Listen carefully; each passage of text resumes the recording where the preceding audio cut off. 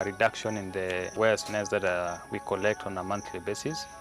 And this is basically attributed to our intense patrols. Over the years, this courageous team of anti-poachers has reduced poaching to almost zero. Mimi naitwa Stephen Olereso. Nimefanya kazi miaka 16 sasa. Kuanzia mwaka 2002.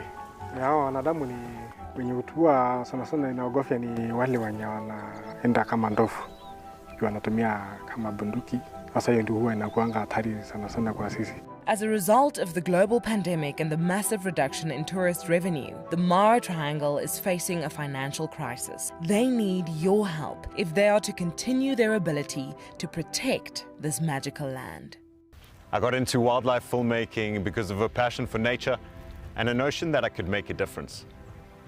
Helping others fall in love with nature brings meaning to what I do. It's also a lot of fun. A couple of times per week, we receive some very heartfelt messages from viewers telling us about how Wild Earth has made a difference in their life, whether it's helped them through a difficult period or simply helped them to reconnect with nature. I think that's why we do what we do.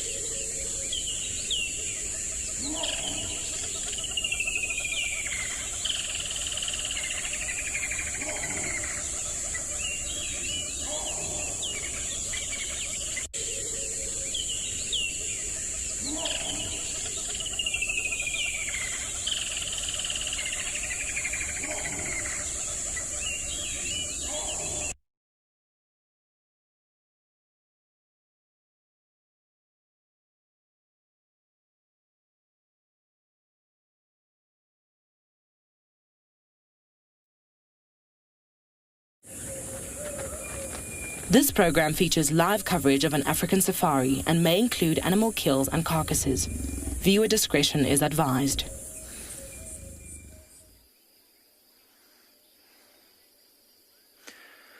Good morning, everyone, and welcome to and beyond Pinder Private Game Reserve. We're greeted by that beautiful sunrise just above the tree line there. In the distance, you can also see the mountains there. An absolutely stunning morning here. As we left the lodge this morning, we were lucky enough to hear some lions were found not too far from here. So I think that might just be our plan for start this morning. They've been a little bit tricky to find the last couple of days, so really glad they've been managed to be relocated again. But before we head there, we're going to take a couple of seconds to enjoy the sunrise. Welcome aboard your live safari in the African bush.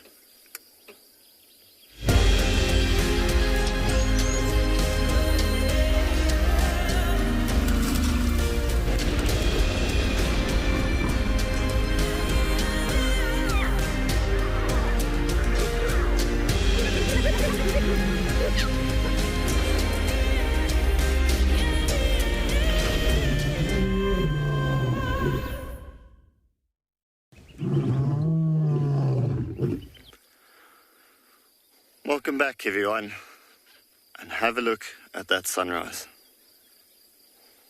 Absolutely stunning. The sun just peering through those clouds there in the distance.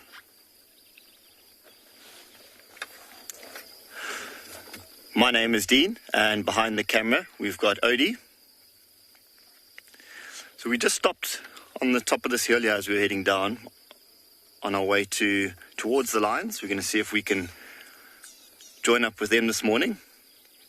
But like I said, before we go there, we're just going to take in this sunrise for a little bit and make our way down the road. Oh. Hold on, this might be a little bit bumpy. Yep.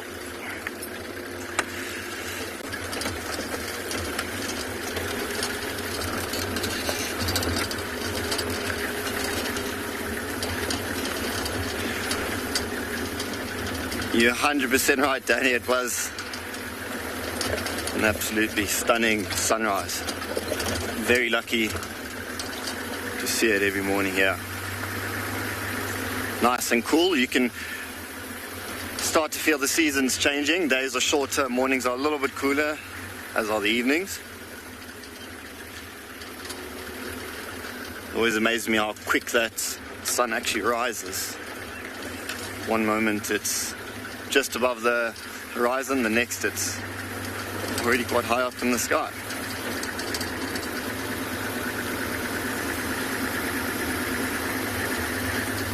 I always say it when I'm driving, that in the mornings, the morning's my favourite part of the drive, and then I have a lovely sunset like we had yesterday, and I say the evening's my favourite part.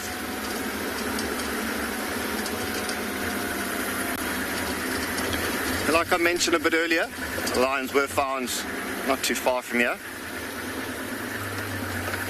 But before we head in that direction, there's just a watering hole I want to have a look at. Take a little bit of a detour and just see what we might come across along the way.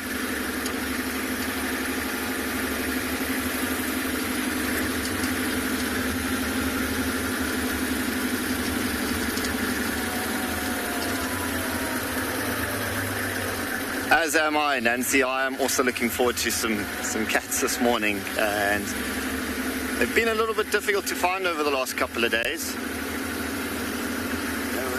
The one pride was right on top of a mountain or a koppie, and the other pride were quite far into a thick drainage line.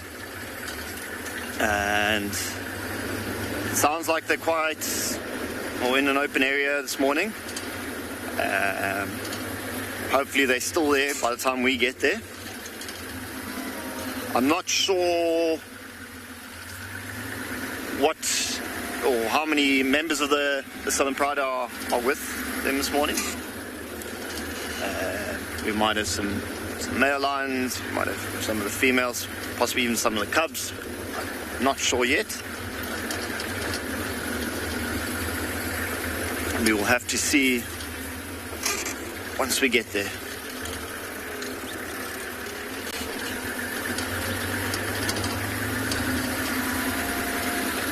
Just hold on, a little bit bumpy.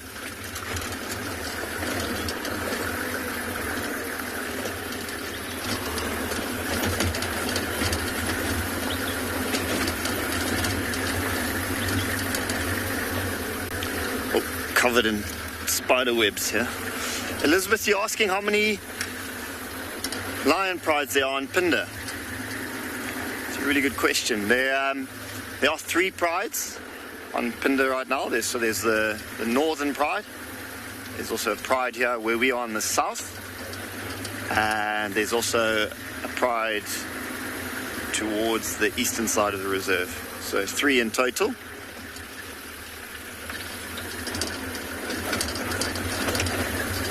And I know at least for the ones... Oh, hyena!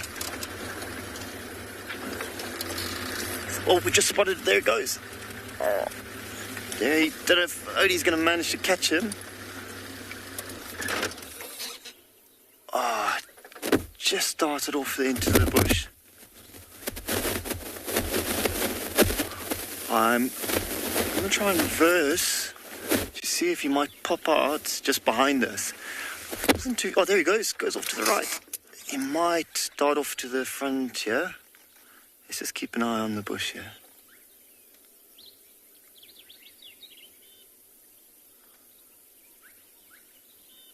There he is. I can just see him darting. There he's run off. He's just through there.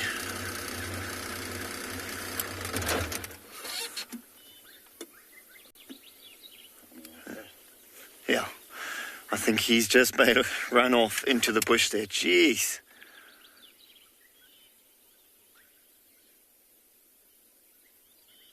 What a start to the day.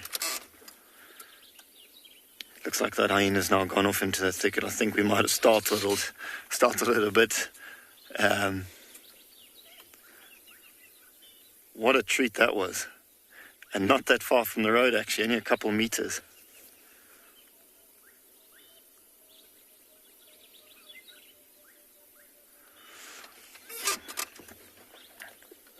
Yeah, well, let's carry on.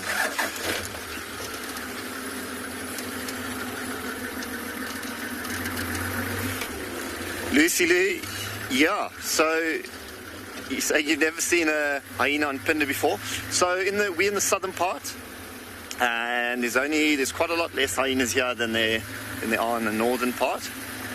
But definitely quite, I would say, almost a rare-ish sighting here in the southern part of Pinder. Definitely sort of broad day like this in the morning, not the most common animal to see. But funny enough, on this exact road we're going down, about 2 months ago, I came across a hyena walking up the road. What a special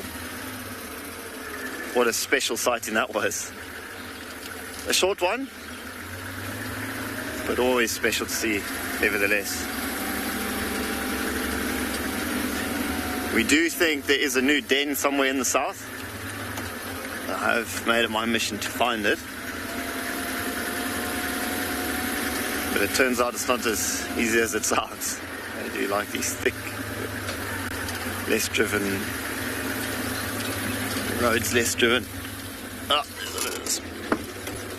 there you go. Sorry, as I mentioned, we're covered in spider webs here. There you go. You can see there's a couple more spider webs across the tracker's seat there in front also.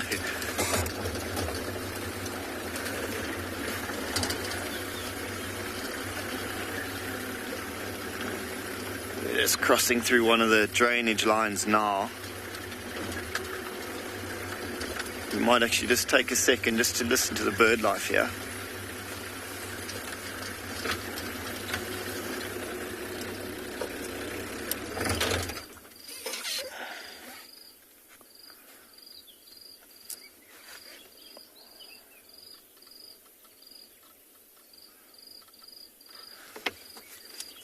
listening to all the birds in the morning. You hear the somber greenbill.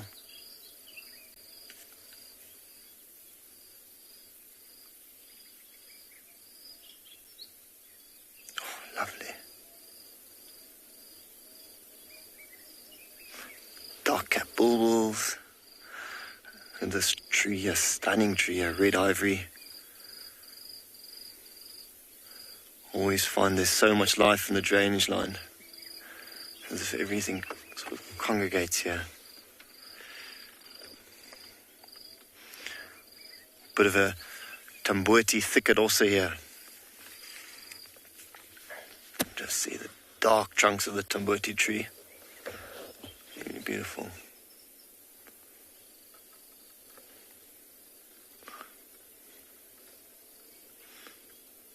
Look at that. Got that characteristic block or chunky bark on the tambueti there.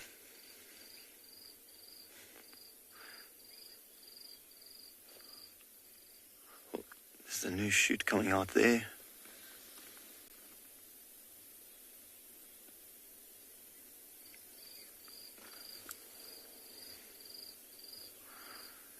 So you often find areas like this where they congregate the tambueti trees.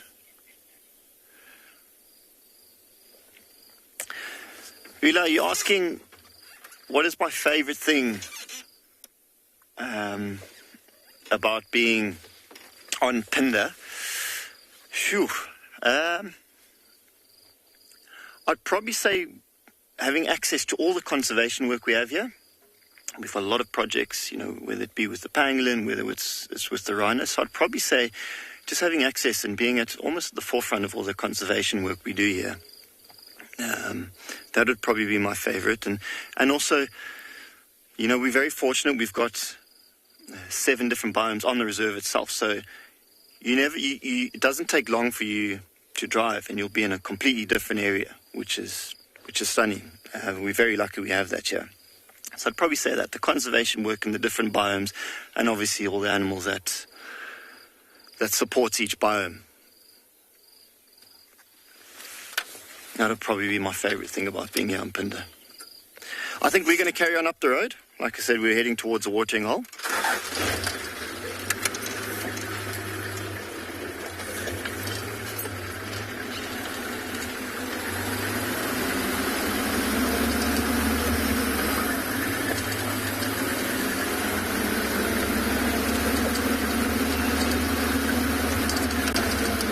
Just going to try and find out what those lions are up to.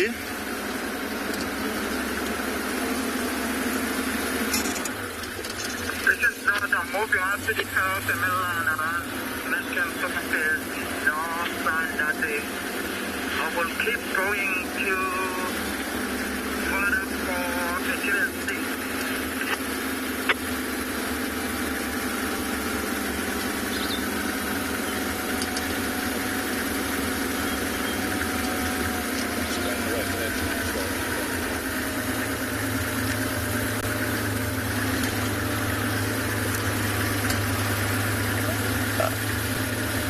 So what I'm going to do, I'm actually just going to find out exactly where those lions are and how it works here on Pinder. We limit the amount of vehicles per sighting. So with lions, we would only allow 3 vehicles at a time. That's obviously just to not put any unnecessary pressure on the animal. And especially if they are in a thicker area, you know, you don't want tons of vehicles surrounding it, damaging the bush, and like I said, putting extra pressure on the animal. So we limit it to 3 vehicles with the lions. Same with cheetah, but only 2 with leopard. So what I'm going to do is just find out if we can join that rotation, as we say. See if there's a space for us.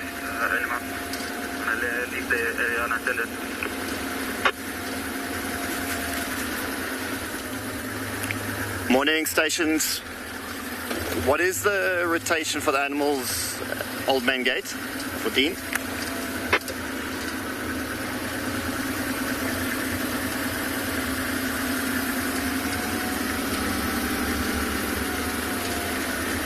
Dean, stand by. Ross, come back for this.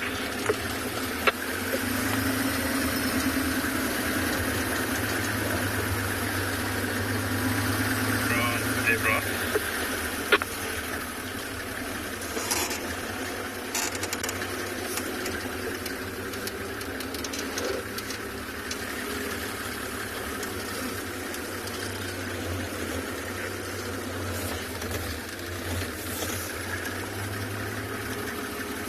Ross for Dave Ross.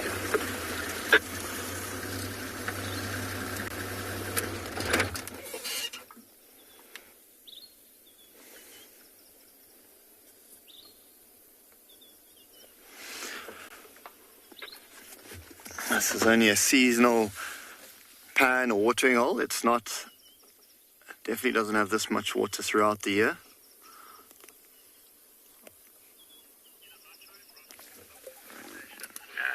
There's 3 here at the moment. I think number one available. Thanks, Dev. I'll take standby one in the meantime. If Ross does join the rotation, I'll move out.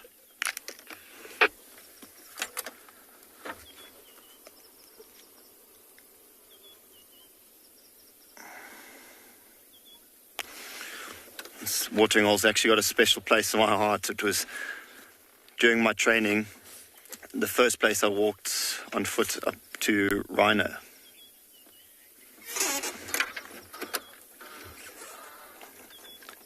I think we're going to carry on. Andrew, you asking why did I choose to become a guide?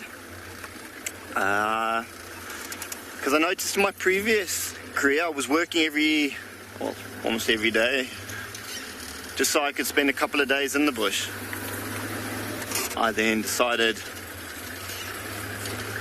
why work on a job to get 3 days in the bush when I could turn being in the bush into my job.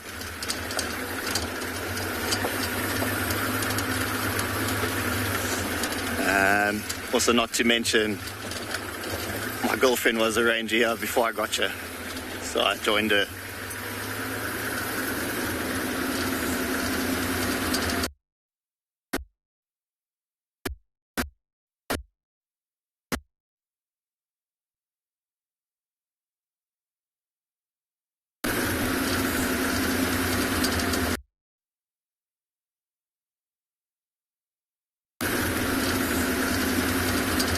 So I signal all around the reserve, hoping it sticks with us.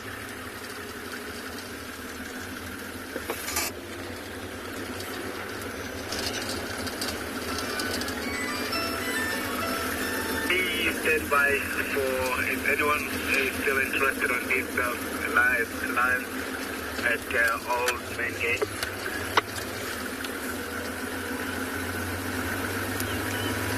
Joel, for Dean, I just wanted to find out if I'm still standby one. And I'm in. We don't, can give me a couple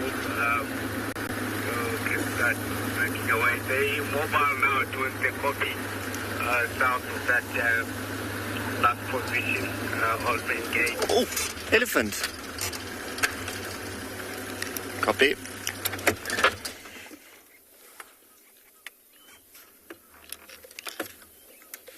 How is that? Literally in a kilometre, hyena, and as we came up, an elephant. And I actually think that is one of the tusker elephants that we've just got from Tembe Elephant Park. What a beaut. Let's see if we can get a little bit closer before he moves off. He's just going over the crest there.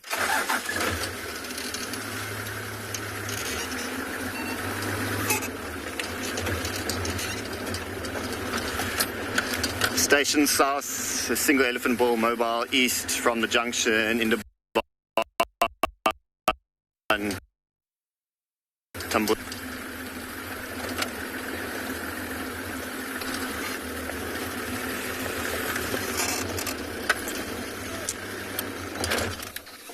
I think while we try and join up with this elephant, let's find out what the weather's doing in the other places.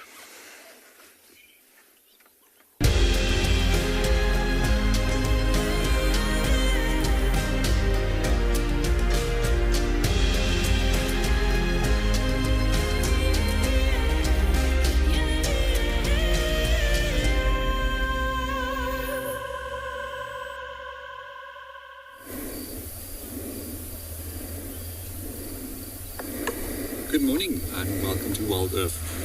We are at Pinder Eco Training.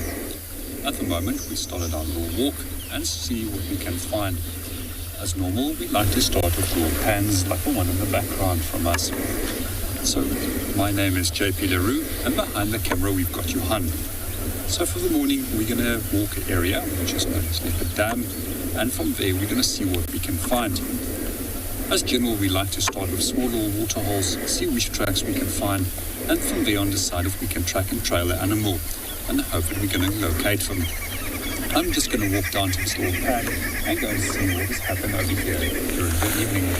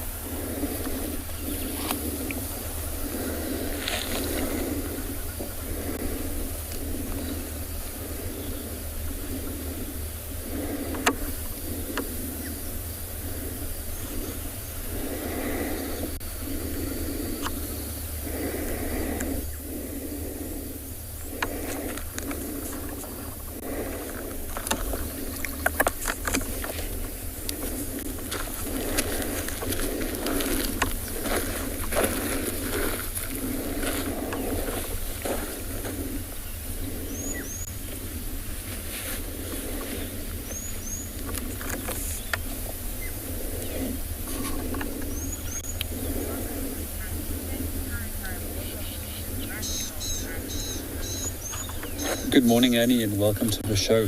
I 100% agree with you. I love water holes or any form of water body. If it's an ocean, a pan, a little dam, or a lake, they all are areas that brings tranquility for me. Water holes are often places where animals come to drink. It provides them with an essential lifeline.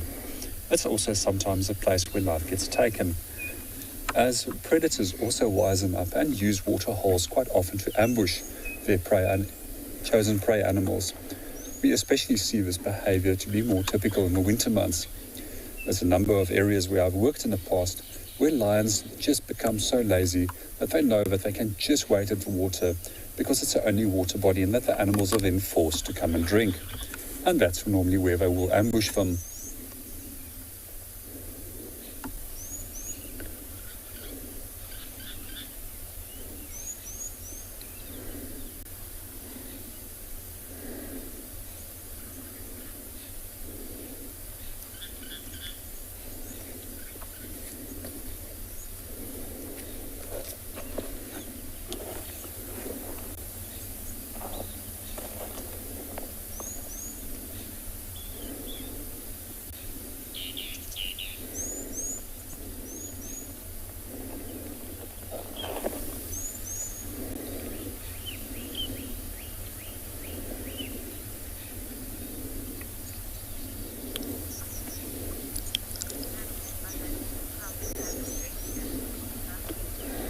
Good morning, Peter, and welcome to the show. The animals that often come and drink here is quite often in Pala. We also have noticed that there's quite a large amount of other animals that will come in. We also find that warthog as well as buffalo will come to this little pan quite often. Just going to have a quick look up here at what tracks we can find. There's a number of different tracks that we see over here. There's one right over here, which indicates that it's in Pala, which is almost heart-shaped, roughly 5 centimeters in length. And we also find that it's got fairly straight outer edges. And another one that we have over here, which is much more rounded in appearance. This is warthog, which appears round in the front as well as round in the back. As if we've walked over here and continue, it's most likely warthog, and it's also been using this little place as a wallow over a period of time. They like to get themselves covered with mud and then go and scratch themselves somewhere on a rubbing post. A few days ago, we also had a number of buffalo that came to drink over here. Just going to see if I can find any of their tracks. It seems that other animals have trampled these out already. For those of you that haven't joined the show before and for the first time having a look at a pan, these pans are fascinating little places. And as mentioned before, they often form just by a simple footprint which was left by an elephant. And continuously they get churned out by animals coming to wallow.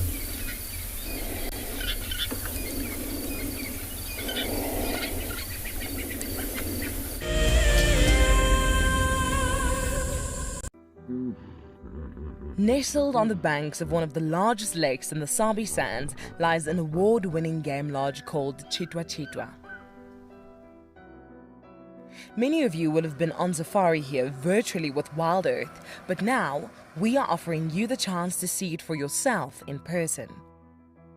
Sign up to be a Wild Earth explorer before the end of April, and you and a friend could win 3 nights to this luxury lodge.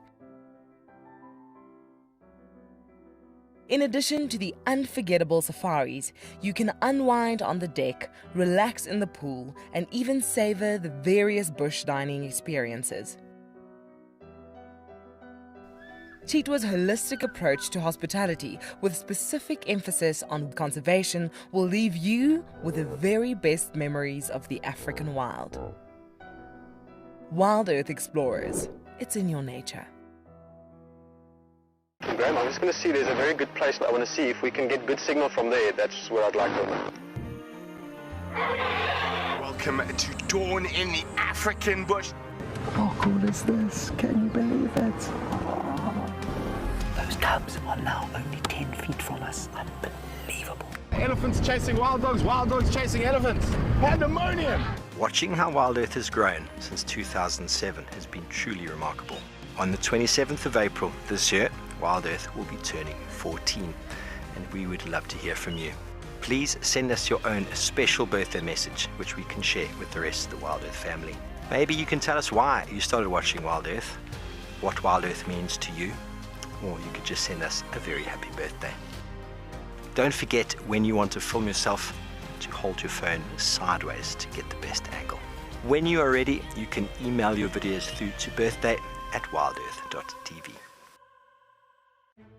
Hi, my name is Tristan Dix, and I am a guide here at Yuma Private Game Reserve for Wild Earth. We love connecting you to the African bush, and we always look forward to all of your questions. If you want to ask a question on Wild Earth, you'll need to register on the website. Once registered, go to our live safari page and submit a question below the live feed. Catch up with me on Wild Earth.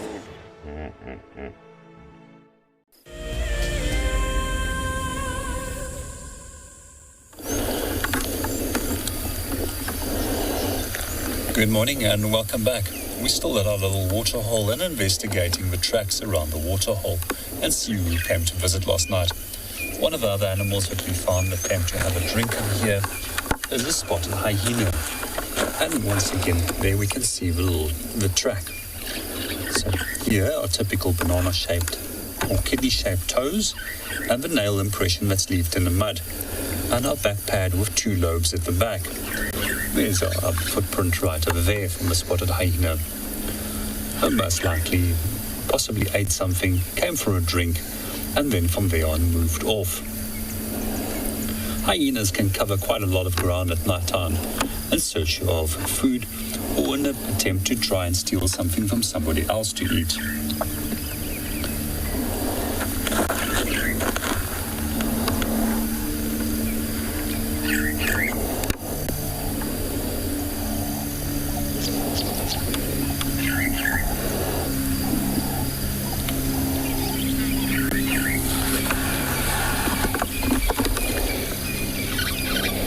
Good morning, Alex. With regards to your question, if I can get sick from it, they are adapted to be able to deal with water and a large amount of different bacteria that goes through their stomach, which we won't be able to deal with. So therefore, as humans, if we are lost in a natural environment, we tend to either have to use a water purification tablet or boil the water to make sure that we kill all the germs and bacteria inside it before we can consume it. A few years ago, we were on a survival course, and we came to a very similar looking little can like this. And we were in need of a cup of coffee that morning, and it was the only water body which we could locate. We eventually boiled it. We put a purification tablet in it just for extra measure, and we made some wonderful cups of coffee at that point. It must definitely be the coffee with the thickest consistency I've ever had in my life. We also do find quite often that water bodies can become quite toxic with bacteria, especially when we've got hippopotamus that occurs in those water bodies, as that they release large amounts of feces into the water. That also leads to very toxic algal blooms, which can happen in areas, and this can potentially kill animals.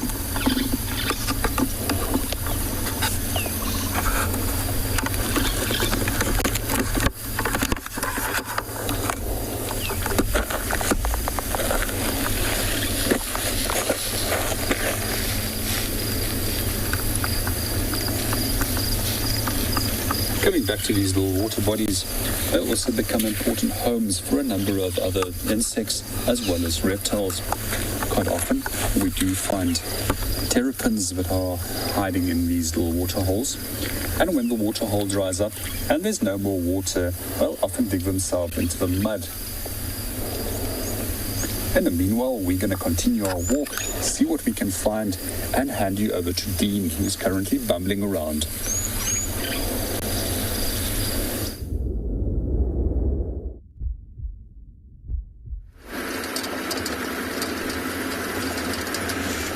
Welcome back everyone to and beyond Pinder Private Game Reserve.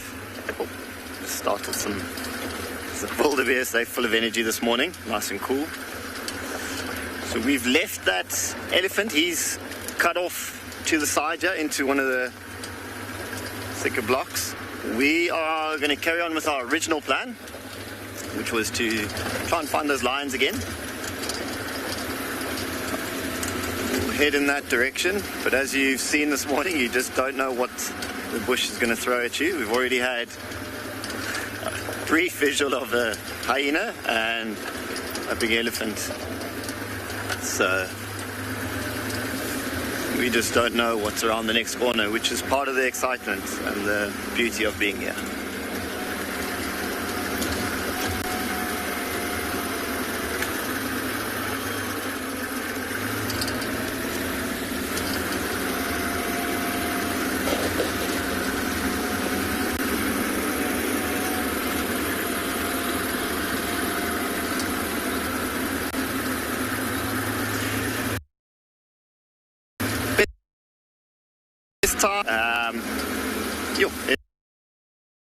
It's very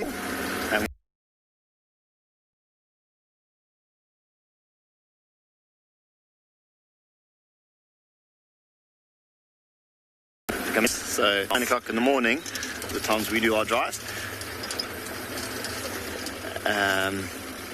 There's an impala running down the road there. It's a single male impala, ram. So I do the morning drives and I always come back and say, geez, the morning's my favorite time. And then I do the evening drives and I say the evening drives are my favorite time. So each time of day has got its own little flair. But yeah, very much on what you're looking for and personal preference. You can even go out in the middle of the day and you just don't know what you'll find. It has its own beauty.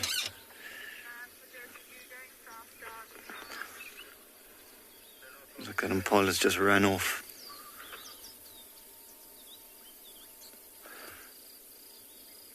So there's quite a big watering hole to our right over here, to where the camera is facing.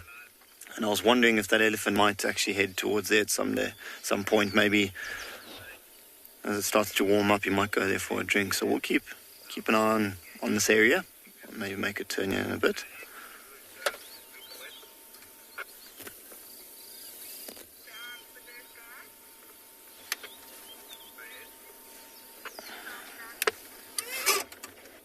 I think let's carry on.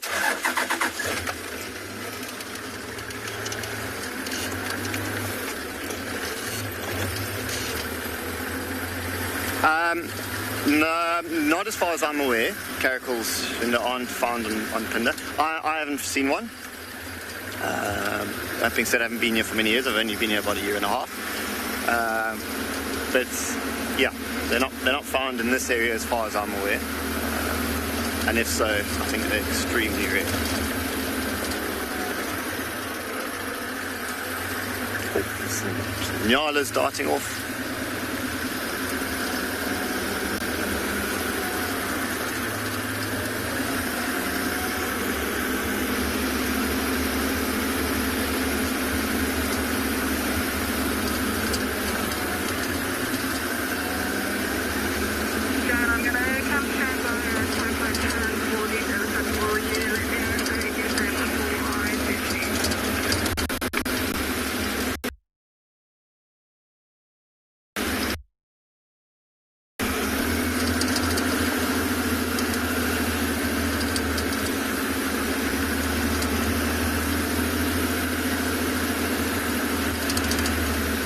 Station control of the animals around Old Main Gate Pan for Dean.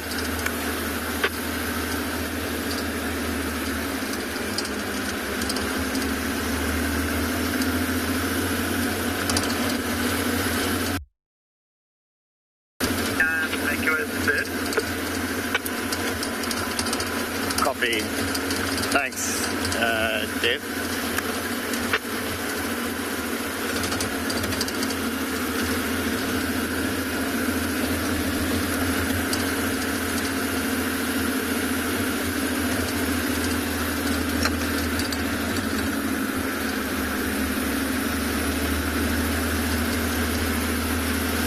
Tommy's asking, do the lion prides ever mix on Pinder? Generally not.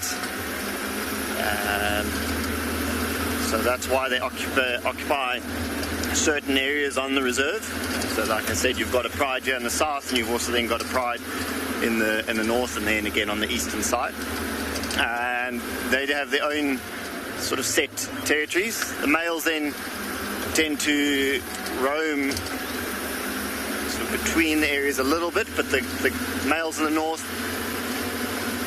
don't come down as far south as to go into the males in the south territory. They've come close, but at least while I've been here, they've never actually sort of joined up or anything like that. I think there would be quite a big fight if they were to join up.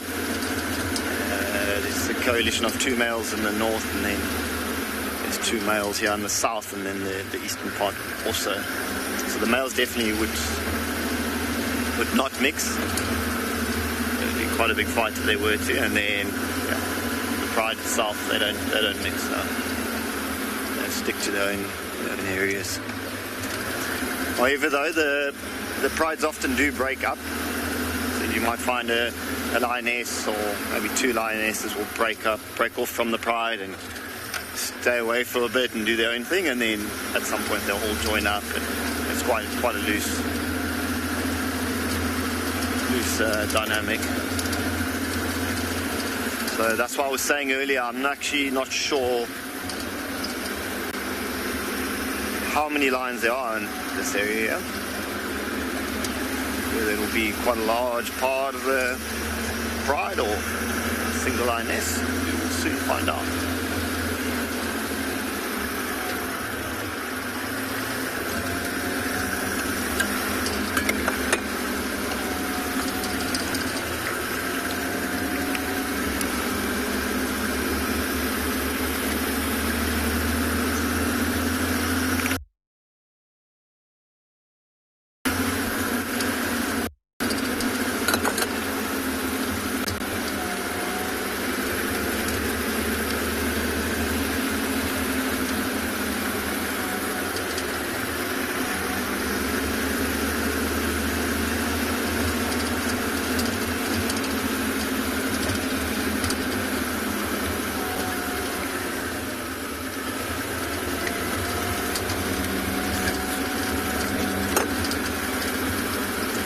BC asking, when do few lions start to, it's generally from about 3 years onwards, about 3 to 4, they might look to stop mating, maybe a bit older, actually about from 4 years onwards.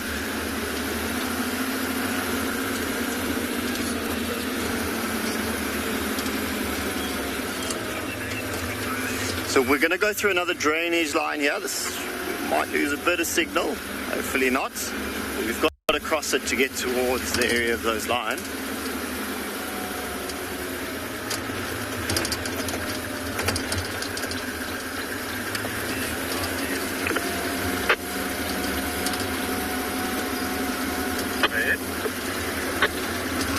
The lines are open again.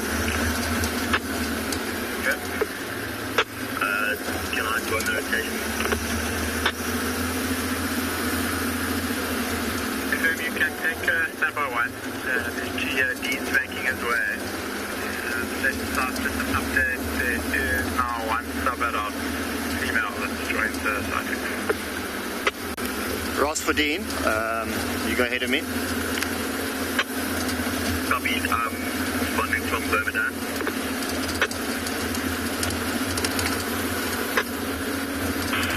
I'm leaving the male and the west off now. We're now actually heading back towards the direction of the lodge. It's just on the Pinder Mountain Lodge, just on top of the mountain over there. Sorry about the bumps, the bumpy road. You'll see the lodge as we come up the top here. And then we're going to cut off to our right, head down one of the more sort of main roads.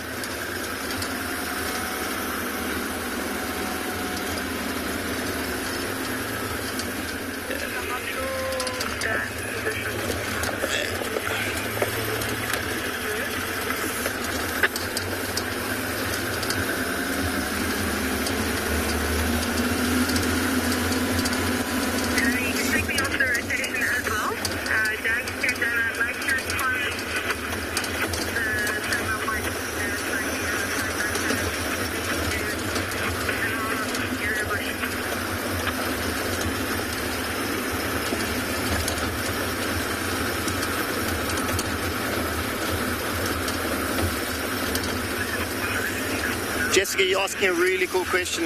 Do male lions also hunt? They most definitely do. They are not. That's the best way to put it. I would suppose they are a little bit impaired by a few things. So, they've obviously, especially the male lions in their prime, have got that big, dark mane. So obviously, it being a darker color, black color, it's not as well camouflaged. So it gives their position away a little bit easier. Obviously, you can imagine the heat that would generate on a hot day like that. So it does sort of put them at a bit of a disadvantage, but nevertheless, they are very capable, obviously being very strong, very capable of hunting themselves. And you'll often find older males that have been pushed out of a pride or don't have a territory on their own and aren't able to join up with the pride themselves, will actually do a lot of the hunting on their own. So yes, very capable, but if the females were to make a kill, the resident males would often then push in there and take over. So we're not too far from those lines now, but I think we're going to carry on down this road and see if we can find them again.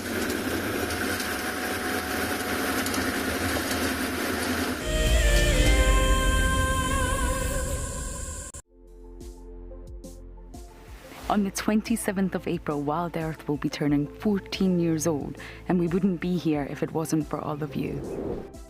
And to celebrate, we will be finishing the beautiful book that we started last year that looks at the history so far. But we do need you to be part of it.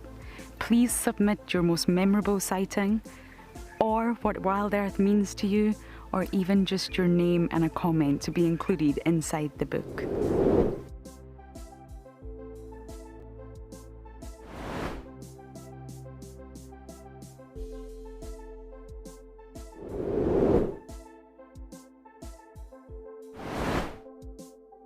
Head over to the website to add your name and reserve your copy. And a big thank you to all of you who have contributed to the book so far. So in 1998, we had this idea to go and put a live web camera on a waterhole somewhere in the Sabi Sands next to the Kruger National Park. And I approached just about every single landowner and everybody thought I was completely crazy until I met Yuri and Pippa Moorman. We thought it was definitely a fun idea and a worthwhile thing to experiment. And it immediately became a runaway success. And it gave people all around the world the opportunity to watch a little piece of Africa day and night. Back in 1998, it was the very early stages of the internet. And all we were able to do was to get a 30-second refreshing JPEG out of that camera. But over time, what we began to do is focus more and more on trying to develop this concept of giving people the opportunity to go on safari. Even though we live just 500 meters up this hill, we still put the camera on to see what's happening. Absolutely, we watch it ourselves. I'm Nikki here at Ambion Ngala in South Africa. I love getting questions from viewers about all the small things within the environment and how it all is integrated with one another. If you want to ask me any questions, please simply register with the Wild Earth website, head across to the Live Safari page and then post your questions there. I'm looking forward to chatting to you on my next Wild Earth drive.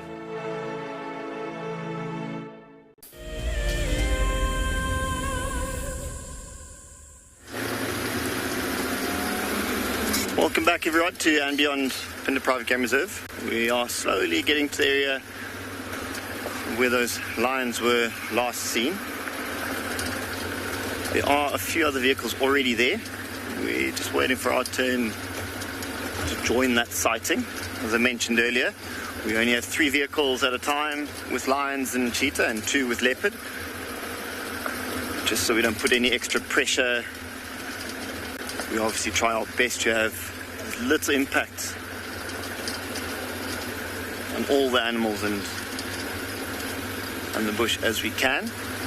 So we found 3 is the number where everyone is able to get a good view and it doesn't put any pressure on the animals themselves. So as soon as we are called into that sighting, we will join up with them. But in the meantime, we'll just have a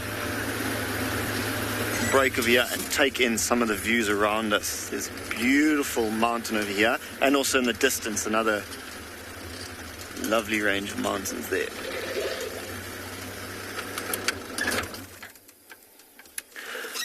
So as I mentioned, it was quite tricky over the last couple of days to find the lions, and in fact it wasn't the last couple of days, but before, they've been right on top of this mountain for close to like 3 or 4 days, and we obviously can't get right to the top there where they were, so it was a little bit tricky. In fact, I actually wonder, there's a couple of baboons right on the top there keeping a watchful eye out. So to the right of where those baboons are, right in the bottom here, are actually where the lions were last seen. So I'm wondering if they're also just keeping an eye on them.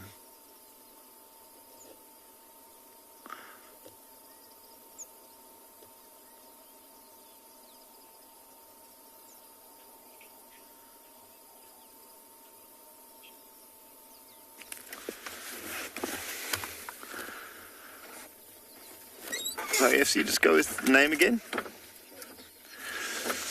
John, you're asking, are there any animals that live on the mountain? There are, definitely.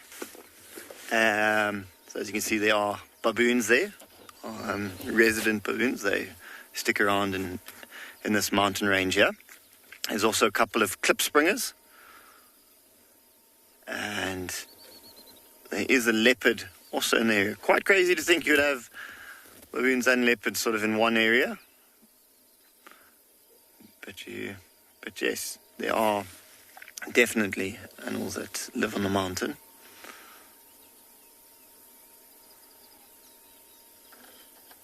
Let's see how those Baboons are dancing around on the rocks there, going up and down, especially the young ones, is always full of energy.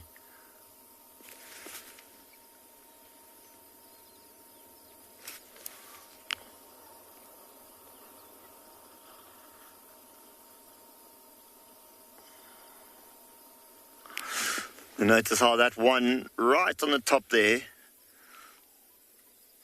pretty much facing the sun. The nights are starting to get a little bit cooler, and so the sun is definitely welcomed in the morning. So they would be sitting on the top there, soaking up that sun, trying to warm up.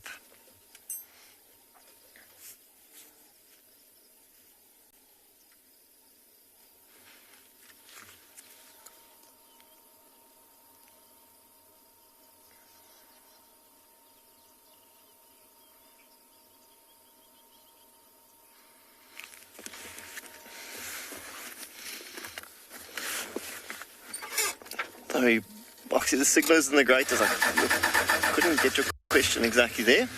So let me try and move on. How many? Boxy, you're asking...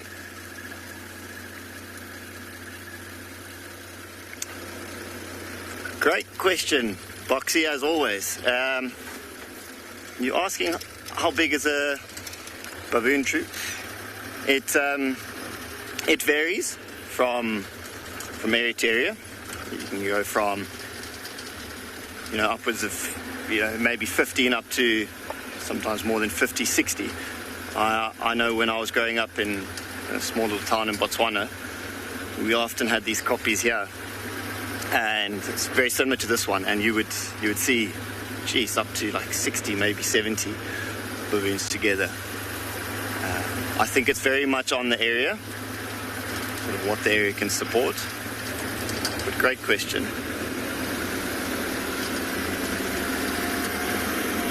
Some pile off to our right here.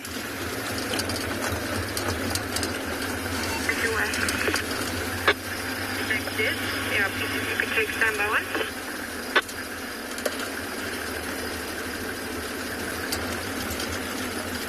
Ross, go for Dean, Ross.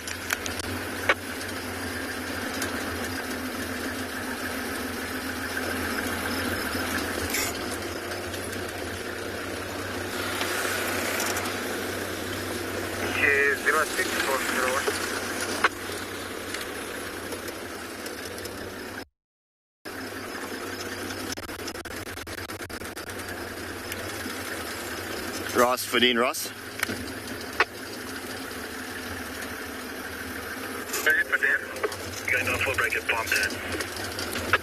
Sorry, Dev, I've been radioed out. Is there any changes to that rotation?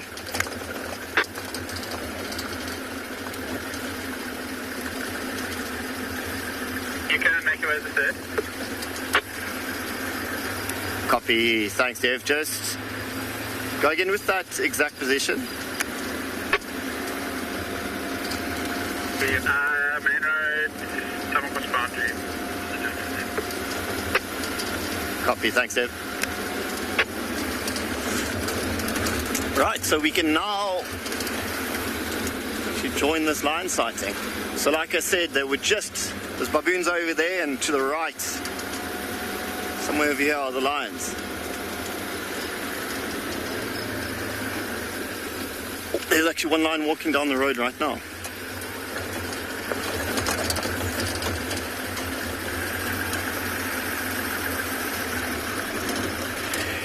Gerald, you're asking what other predators do we have on Pinder?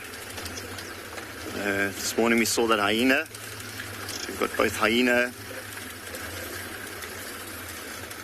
Oh, just hold on with that question. It looks like this young one's actually going to pounce on this subadult. Let's have a look what he's going to do there. Oh. Young ones, as I was saying earlier, always full of energy. Gerald, we've got cheetah. All sorts of predators. We've got cheetah. There you can hear the baboon's alarm calling. Cheetah, leopard, lion, and that would probably do it for the cats. And then, like I mentioned, we've got hyenas. amongst some of the larger carnivores. Those lions now slowly making their way through the grass, and so far I can only see the two subadult lions. I'm sure Mom isn't too far away.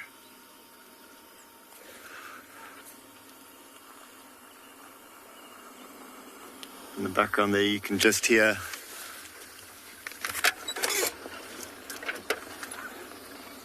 the baboons starting to call.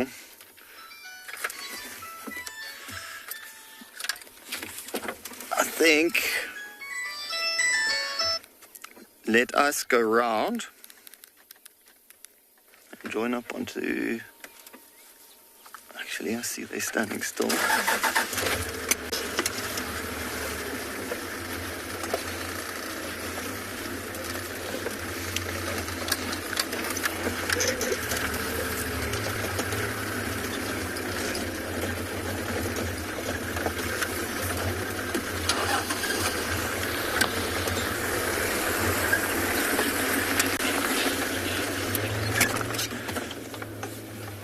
Just wanted to see where and what direction these lions were going to actually head and where the rest of them are. Oh, there I can see Mom just over there.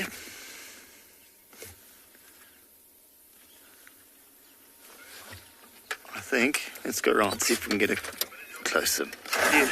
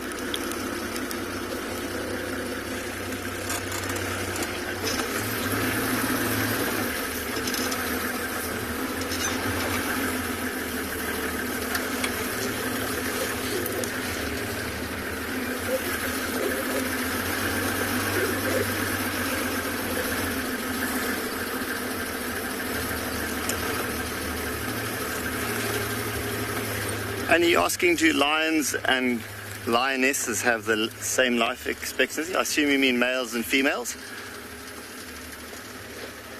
They don't. So males generally live a little bit less. Sorry, lionesses will live a little bit longer. Generally, males will live around about 10 to 12 years in the wild, and then females upwards of probably around 14, generally to about 15. So just a little bit longer than males would. Let's see. I'm just taking in, trying to find that little bit of shade. Oh, a bit of a cough from one of the lions there. So as far as I can tell, it's just the one lioness and her 3 cubs.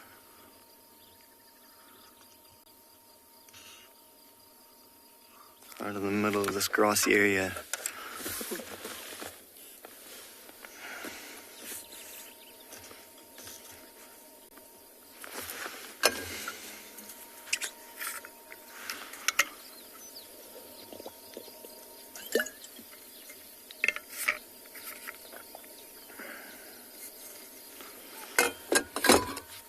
Still hear those baboons off to our left here, giving alarm calls.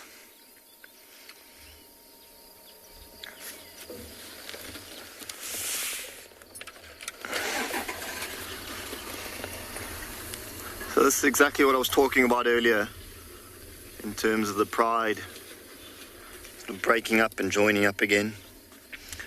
There's another female in this area that has 4 younger cubs. These cubs are only about a year.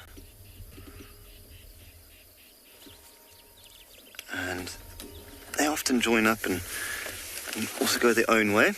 Let me go forward, see if we can get a better view.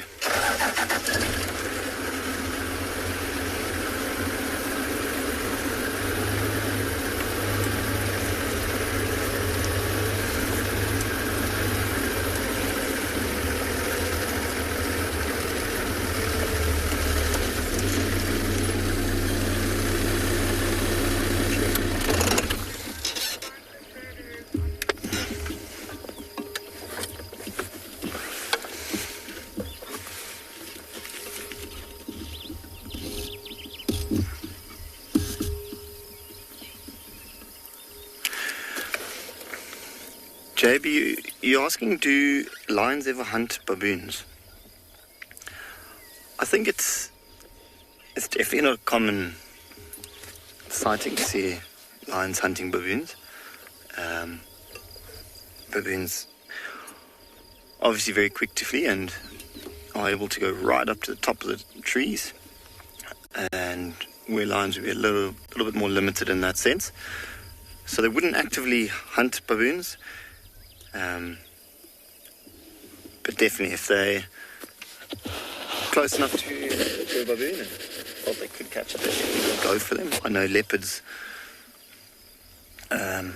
often catch baboons. But then again, leopards being a little bit more adapted to climbing trees, so not so limited in that way. But no, they wouldn't actively hunt baboons. I suppose it's just more of an irritant. As you heard earlier, the baboons were giving some alarm calls at the top of the mountain there. Now you can imagine if these lions were in an open area like this with this grass, they could stalk right up to, let's say, an impala without being seen if they got the wind in their favor. But all it takes is a baboon at the top of the mountain there to give off an alarm call, and that would give away the lion's position. So you can imagine how the lions would rather not have the baboons around. Oh, there's one of the cubs starting to move.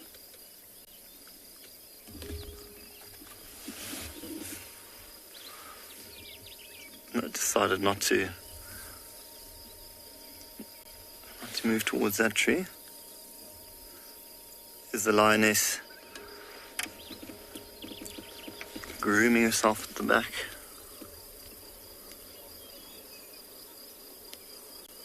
She's got a little bit of a scar on her shoulder there. You can hear the baboons as this lioness started moving. Alarm calling. There, oh, have a look how they're all standing up.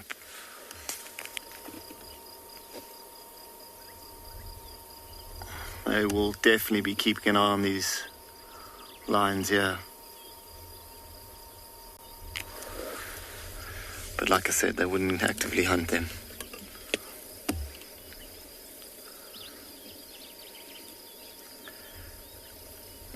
Just gauging the condition of this lioness, if you look just in front of her back legs, you can see how there's a bit of an indent. I don't think they're starving. I think they probably had a kill, if not yesterday, the day before. Now that it's warming up, I don't think they would do much more than rest for most of the day and look to do something later on this afternoon. I definitely think they'll try and either hunt this evening, if not this evening, some stage early tomorrow, I'm sure. This lioness having her 3 cubs would definitely keep her busy.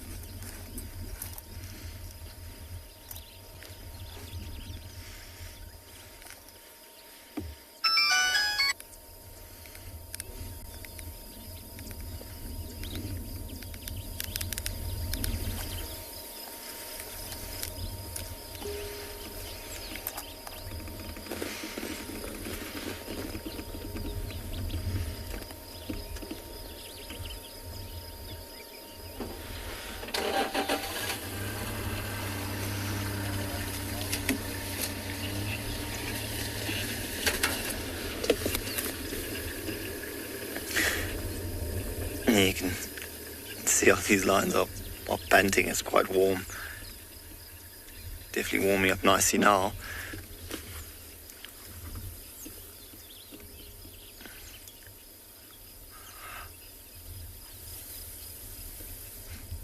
Oh, Mom's lying completely flatter.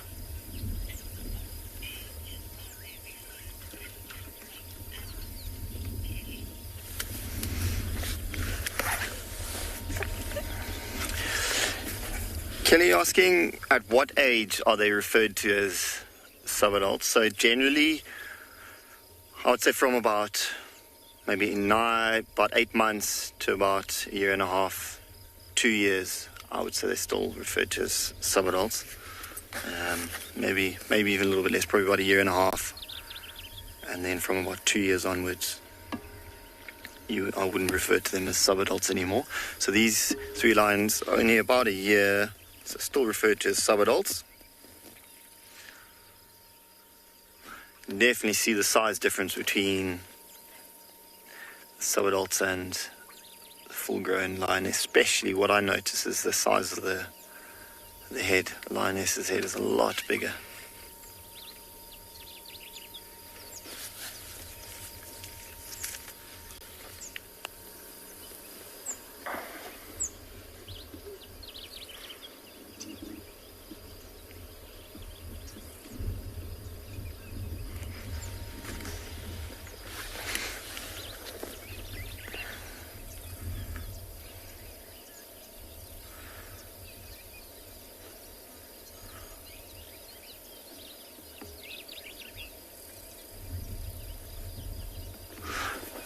It's quite interesting to imagine the distance these lions could have covered last night, because they weren't in the southern part at all yesterday. They were quite far on the eastern side of the reserve, so they've come all the way from the other side through here, right to where we are now.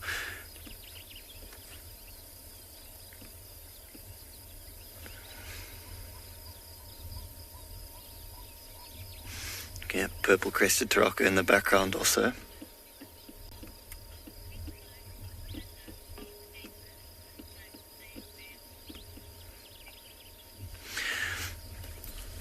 Mikanova is asking, are the 3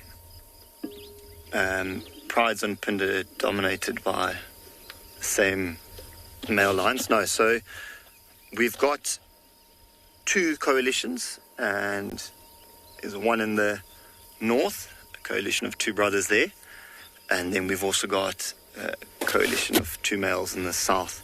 The 2 males in the south generally go from the eastern side, from the pride on the east, and also cover then the southern part. And like I was talking about earlier, they don't cross paths, at least while I've been here they haven't. They've come close, where we actually thought there was going to be a bit of a conflict, but there were no signs of a conflict, so they don't cross paths. It seems to be there's more than enough area to stay out of each other's way.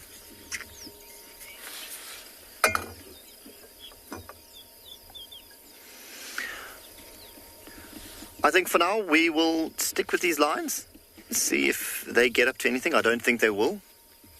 I think it's quite warm. They might just find another shady spot, but we'll stick with them a bit longer. But for now, let's send you guys over to JP.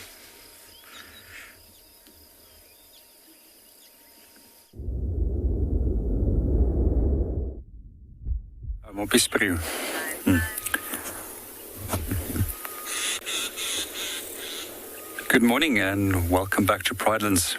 We've just been walking a short distance and located in a number of birds, which was forming a small bird party. It seems as if they now started moving up.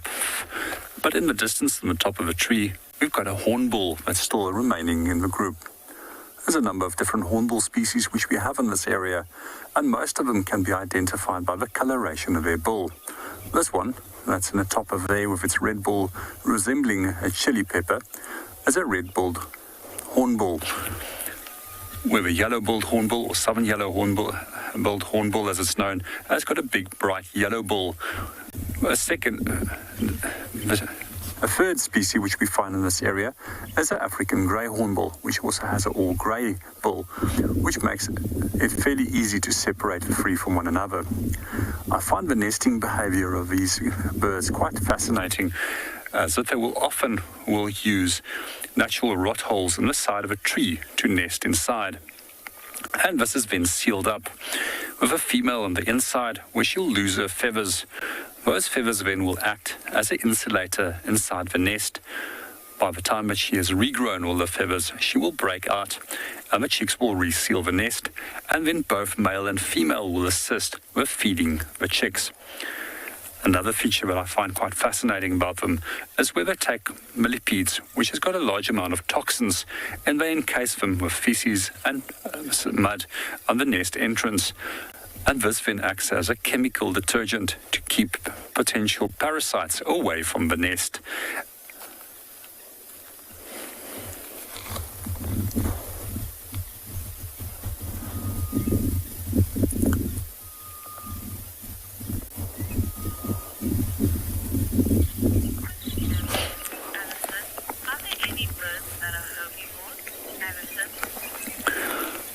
Good morning, Alison. To answer your question, is there any birds that are herbivores? Mouse birds quite often feed on leaves and leaf material, which has actually got a very low quality of in terms of nutritional value for them. However, they have evolved strategies to digest that, and they've also evolved strategies where they can increase their body temperature and be more consistent. One of those strategies is to almost go into a state of torpor, where they only use the necessary energy that they need and shut down the rest of the uses. We also find quite often that they will huddle together in groups so that they can share one another's body heat during the cold nights.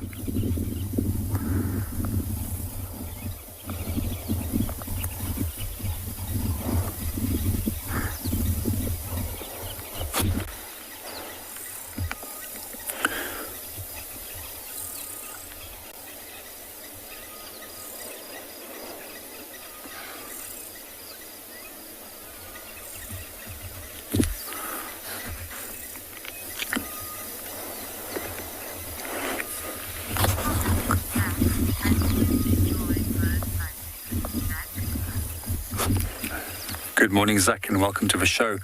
Just like you, I also enjoy bird sightings. There's always something interesting that's happening, and they're always doing something. And you can virtually go anywhere in the world and enjoy to go and watch birds. Right through from your own garden up to the largest of conservation areas. Over the years, birding has actually encouraged me to travel more often to go and see new birds, but in the same breath, it's also allowed me to experience new habitats and learn about those environments.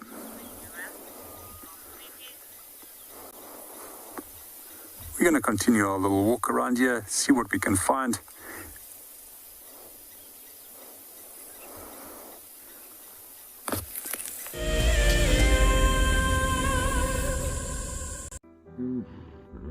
Nestled on the banks of one of the largest lakes in the Sabi Sands lies an award-winning game lodge called Chitwa Chitwa. Many of you will have been on safari here virtually with Wild Earth, but now we are offering you the chance to see it for yourself in person. Sign up to be a Wild Earth explorer before the end of April, and you and a friend could win 3 nights to this luxury lodge. In addition to the unforgettable safaris, you can unwind on the deck, relax in the pool, and even savor the various bush dining experiences. Chitwa's holistic approach to hospitality, with specific emphasis on conservation, will leave you with the very best memories of the African wild. Wild Earth Explorers, it's in your nature.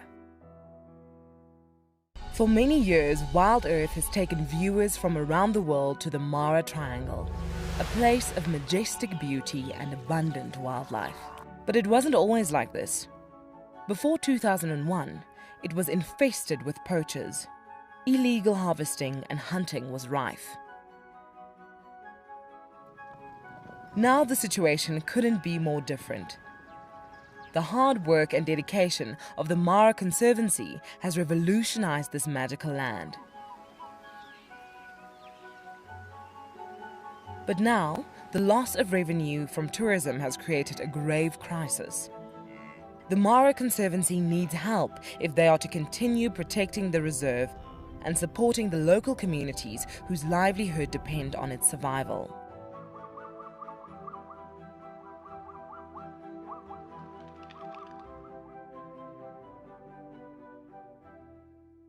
My name is Ross and I'm a field guide at and beyond Pinder Private Game Reserve. I love getting questions from guests on Wild Earth because I love sharing and learning information about nature with new people, and it also makes me feel like you're all joining me in real life. If you want to ask a question on Wild Earth, then you need to register on our website. Once registered, go to our live safari page and submit your question below our live feed.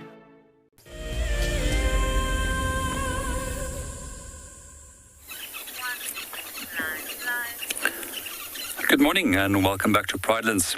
We've just arrived at Leopard Dam and scouring the area to see what we can find. But in the meanwhile, we would like to provide you with the opportunity to enjoy the beauty of the dam and to listen to all the different sounds that nature has to offer.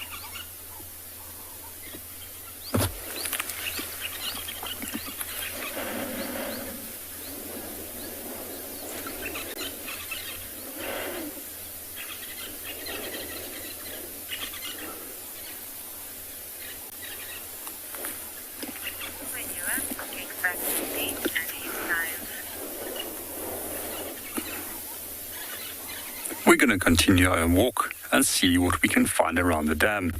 But in the meanwhile, we're going to send you to Dean, that's currently enjoying a group of lions.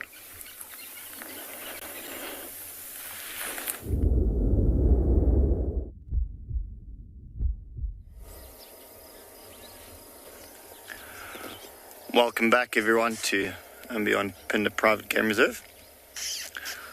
We're still with these lions here.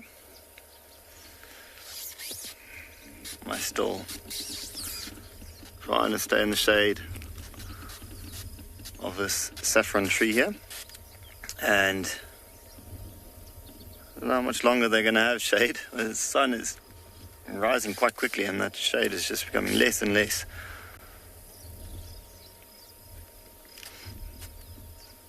Lionesses just on the edge of what is left of that shade. I'm sure at some point she's going to get up, and if not move into a more shady area, she might just move back closer towards the trunk of the tree.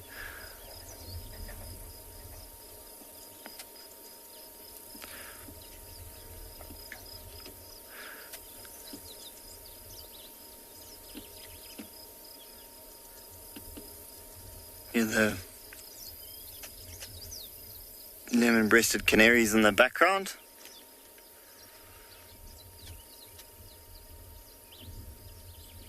And of course the Cape turtle dove, classic bushveld sound, just off to our left of here.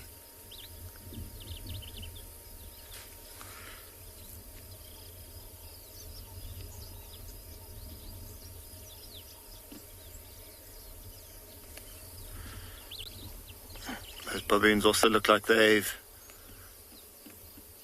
seen enough and they've moved off.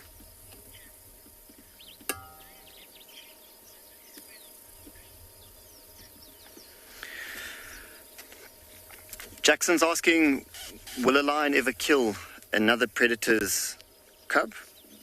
Most definitely, Jackson. In fact, they'll actually kill another predator. So they definitely would. It's obviously to eliminate any other competition.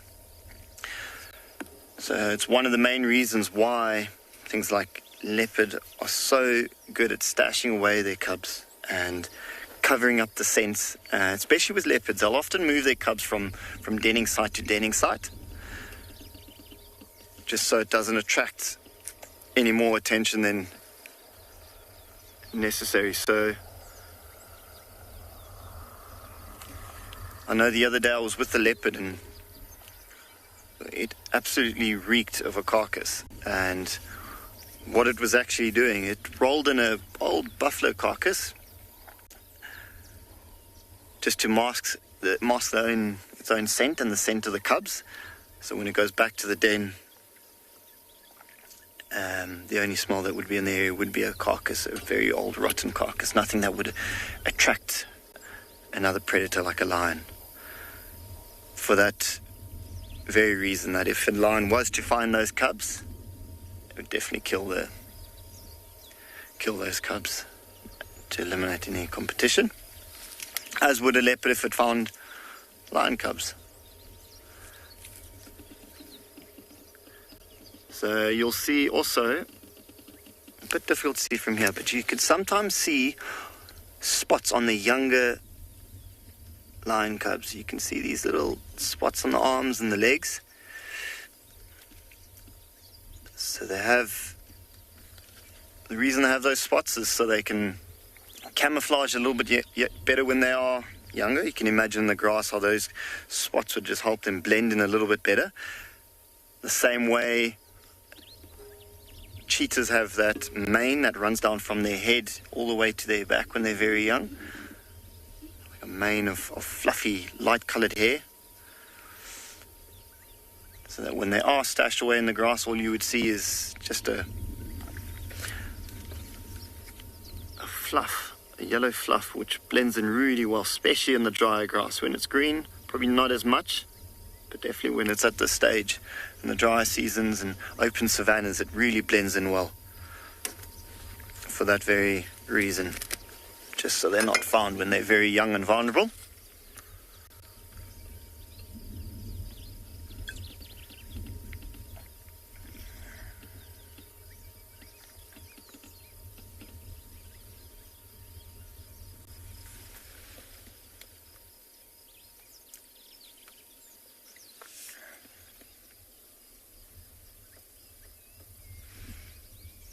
These lions have actually positioned themselves in a really good position here. They're on the side of a mountain here, and off to our right, there's that mountain where the baboons were. And it runs down all the way into quite a big catchment area. And at the bottom there's a big watering hole. But on the side of the mountain here, they've got a really good view of the area here.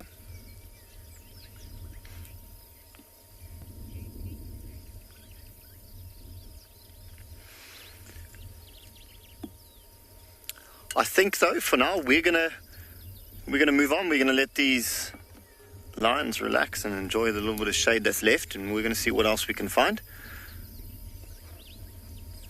But for now, you're going over to JP, who's heading to a watering hole.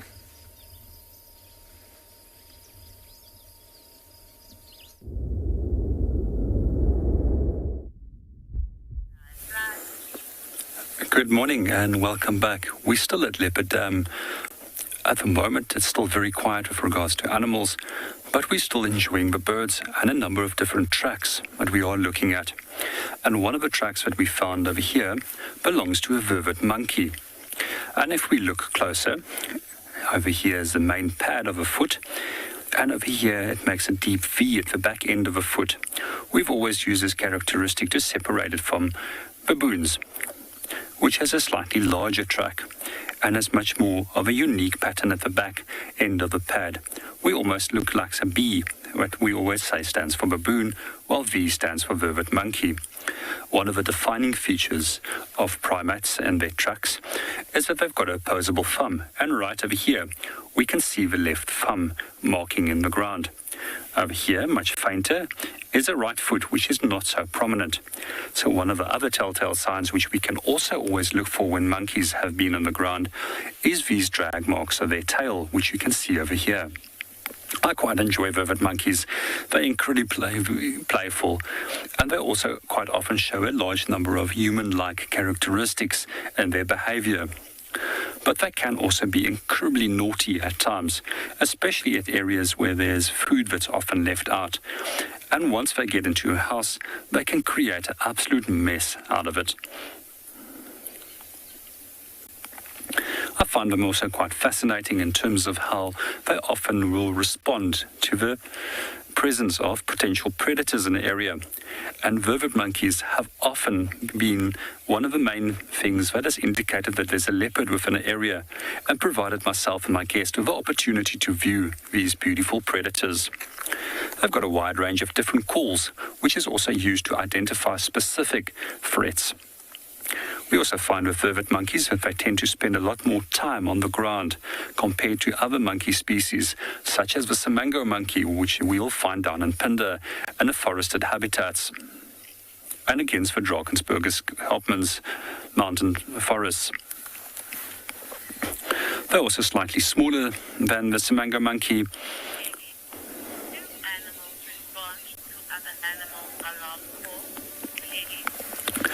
Good morning, Kelly. With regards to your question if animals respond to the alarm calls of other animals, yes, they do. And they often will also make use of one another by spotting potential threats by forming mixed groups. And we often find that vervet monkeys will respond to a number of different other animals' alarm calling. Antelopes such as impala will respond to vervet monkey alarm calling, and then they will all focus on the potential threat.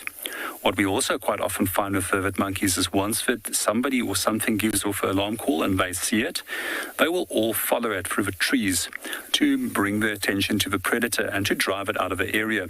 This is a behavior that's known as mobbing behavior, and quite often you'll hear them with a prominent call as if they are chasing the predator. One of the calls that you often hear is a call, which gives them their Zulu name, Nkau.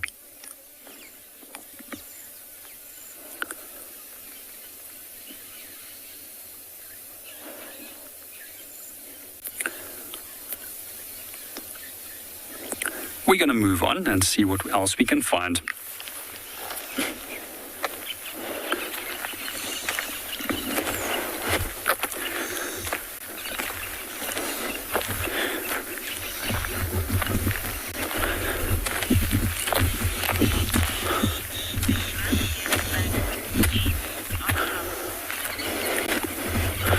So as we continue our walk, we're going to hand you over to Dean, who is currently bumbling around.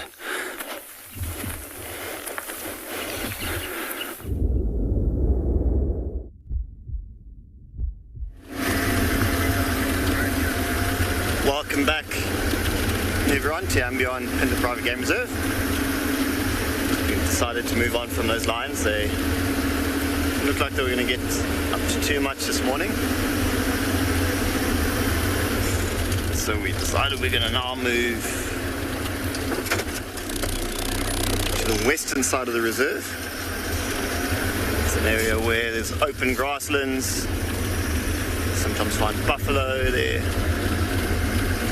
Possibly an elephant or even herds. Really good for bird life, especially raptors. Those open areas generate really good thermals. Nice warm day like today. Hoping there'll be a couple out. We'll soon find out.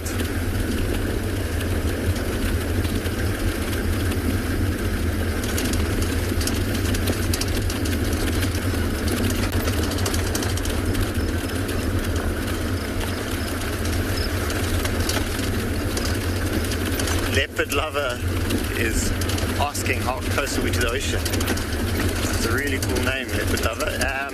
As the crow flies, we are 30 kilometers from the ocean, so not far at all.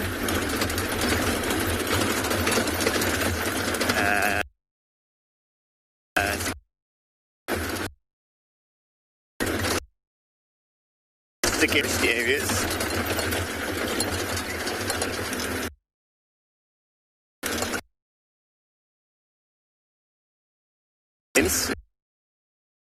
Which is actually built on ancient coastal dunes. And obviously now as the ocean receded over millions of years, it's left these pockets of forest, sand forest. But yeah, to answer your question, as the crow flies, we are more or less 30 kilometers.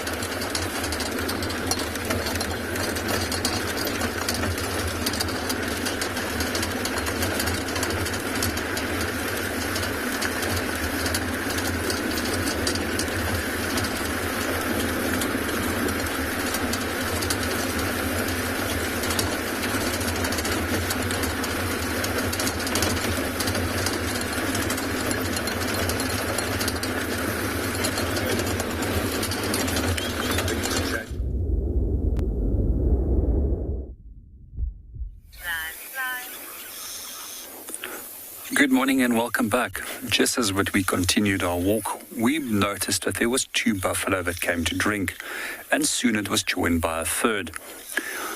At the moment, while we are looking at them, they all seem to be male, and we can very easily identify bulls from females by looking at their horns.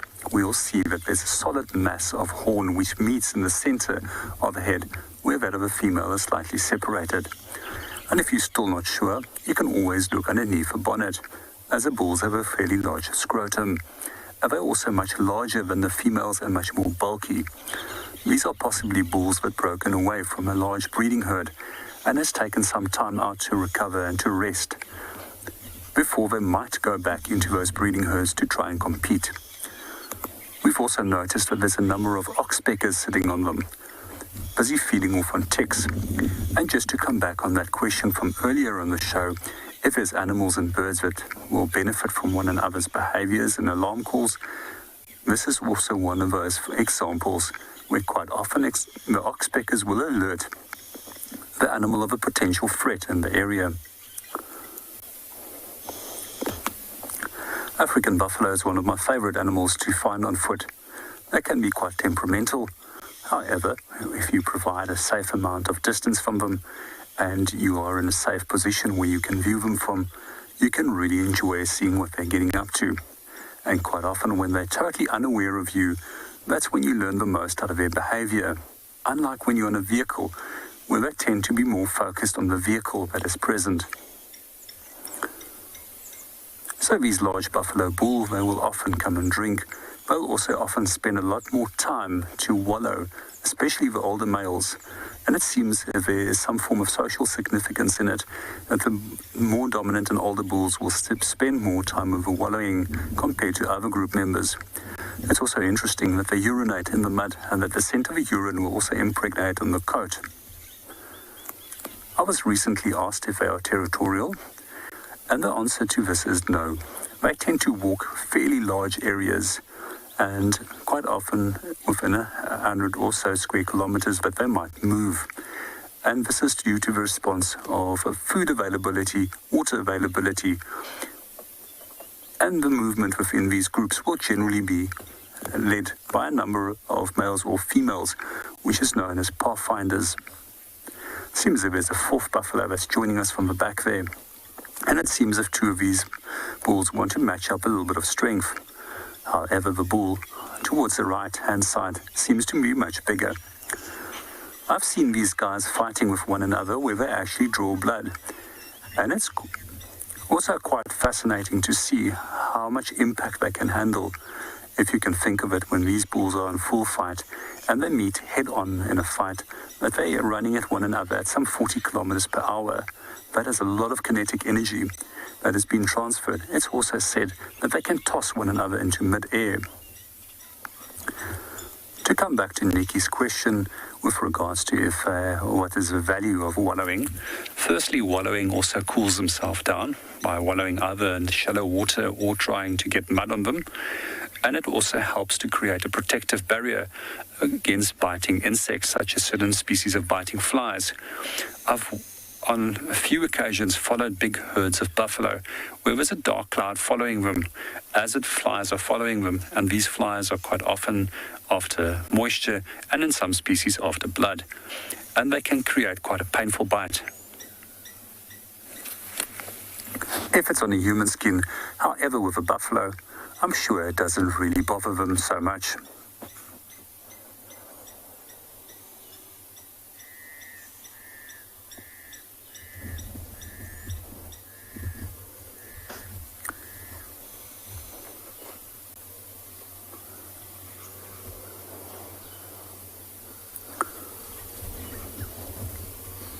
It seems that our buffalo is now moving off, and at least one of them is looking like if it's starting to have a little bit of a snack again.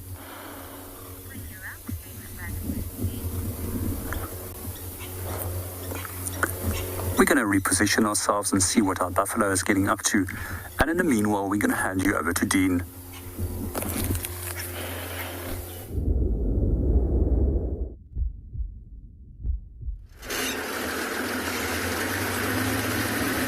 Welcome back, everyone, to and beyond Pinder Private Game Reserve. Just like JP is having a look what those buffalo are getting up to. We are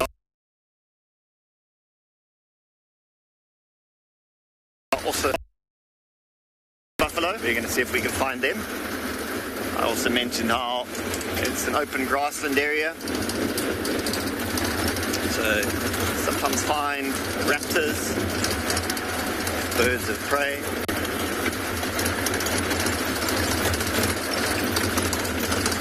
You'll also notice how I was talking earlier this morning. Our Pinder's got so many different biomes, 7 in fact, and those of you that were watching from this morning, you'll see how thick it was where we were earlier, especially with those drainage lines and all of that, how it starts to open on the western side of the reserve.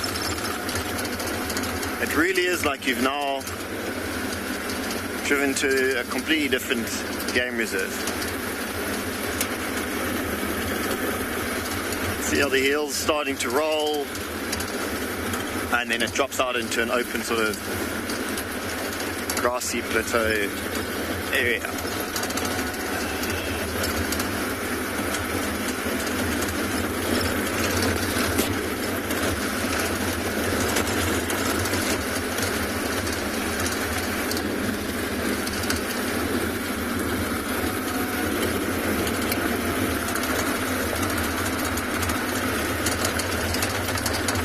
Lisa's asking, do the animals also roam between the game reserves? They certainly do.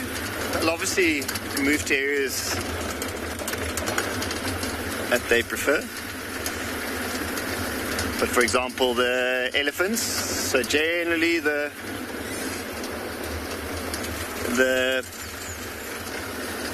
larger elephant herds will stick up in the north, and once we have a bit of rain here in the south, it's quite amazing actually.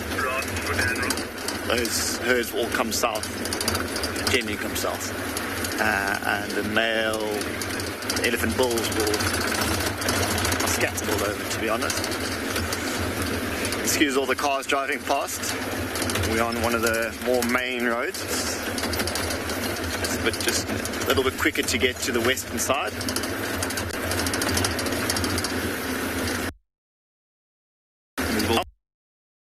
And we'll be off the beaten path a little bit.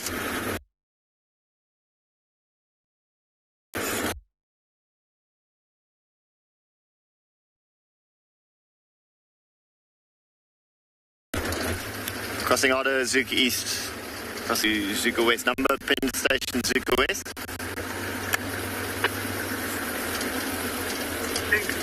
Ruby, third station. Thanks, Subu. Crossing in as a third, Pinder Station, Zuka West.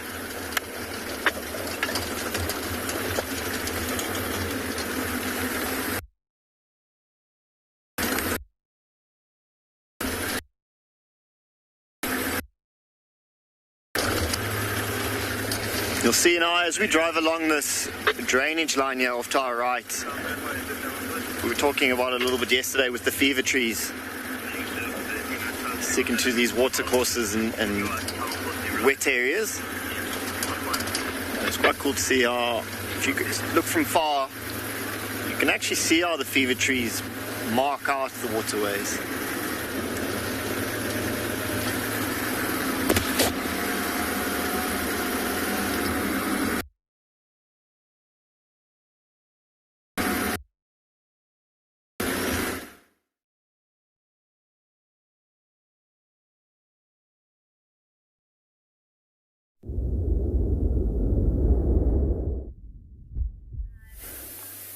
Good morning and welcome back.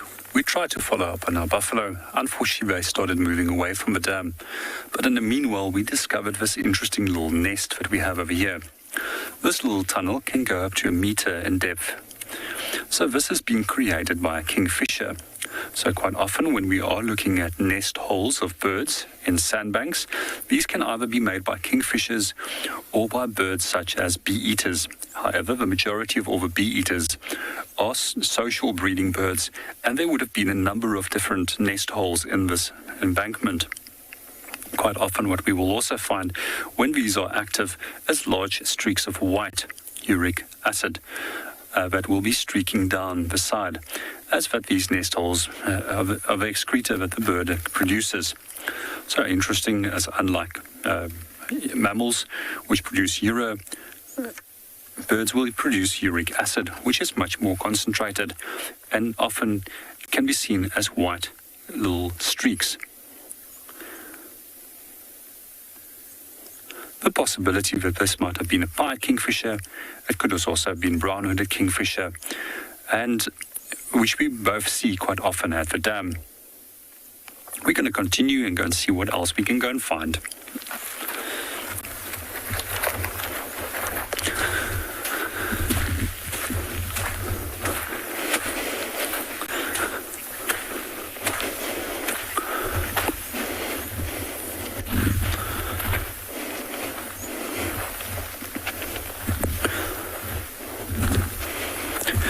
Over the last few days, there was a number of different animals that we saw at this dam on a quite a regular basis.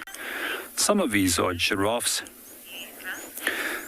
as well as buffalo and a number of other antelope species. Good morning, Lisa, and welcome to the show. And to ask your question, a snake can climb into any hole if it really wants to, and that's quite often why I'm very cautious about putting my fingers down little holes in the burrows, looking for things. As I have found snakes in a number of different cavities. These might be natural rot holes in the side of trees, and sometimes even in between man-made things. That's also one of the reasons why I always keep my bag closed when camping, because there's always a chance that they can come through a small little hole and make themselves at home somewhere.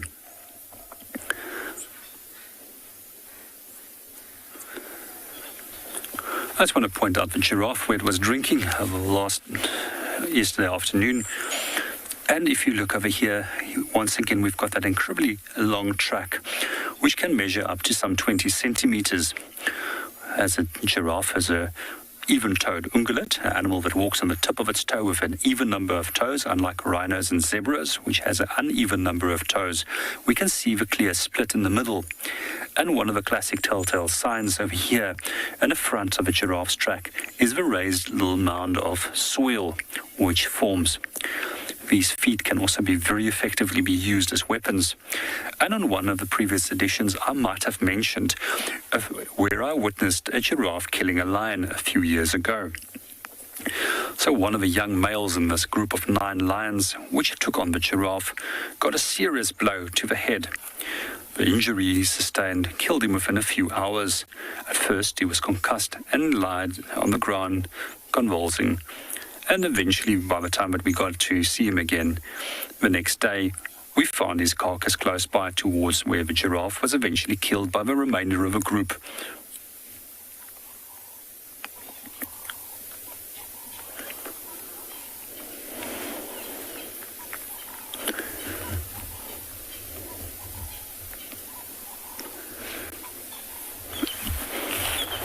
Some of the other telltale signs of animals that has been close by to the water body is also the track of elephant, which came to drink over here.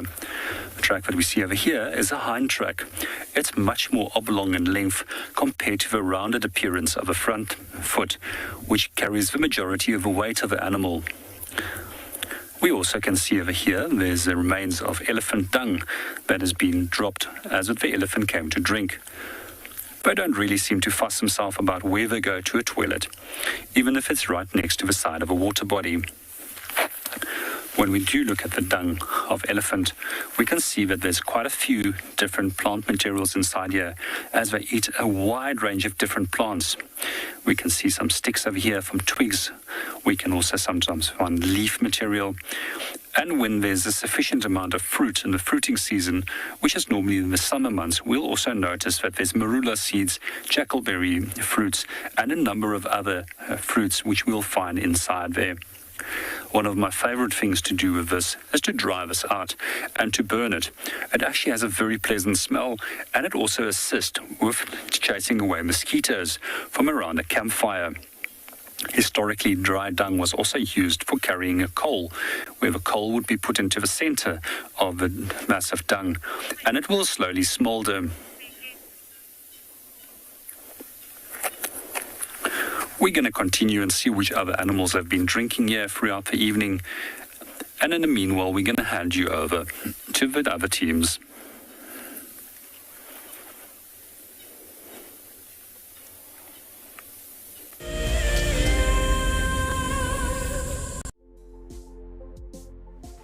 On the 27th of April, Wild Earth will be turning 14 years old, and we wouldn't be here if it wasn't for all of you. And to celebrate, we will be finishing the beautiful book that we started last year that looks at the history so far. But we do need you to be part of it. Please submit your most memorable sighting, or what Wild Earth means to you, or even just your name and a comment to be included inside the book.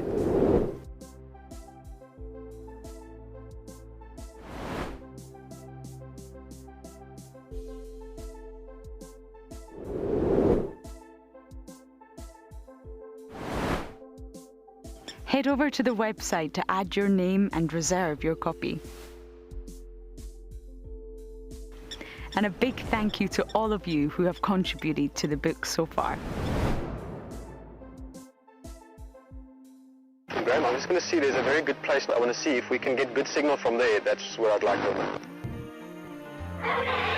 Welcome to dawn in the African bush. How cool is this? Can you believe it? Those cubs are now only 10 feet from us. Unbelievable. Elephants chasing wild dogs chasing elephants. Pandemonium! Watching how Wild Earth has grown since 2007 has been truly remarkable. On the 27th of April this year, Wild Earth will be turning 14, and we would love to hear from you. Please send us your own special birthday message, which we can share with the rest of the Wild Earth family. Maybe you can tell us why you started watching Wild Earth, what Wild Earth means to you, or you could just send us a very happy birthday. Don't forget, when you want to film yourself, to hold your phone sideways to get the best angle. When you are ready, you can email your videos through to birthday@wildearth.tv. I love being a camera for Wild Earth. The animals coming right up close to you, especially like lions. Sometimes you get nervous, but you have to go with the flow. My favorite animal to film is the elephant because of how big it is. But when it's really up close to you, it's one animal that you would say, I really respect you.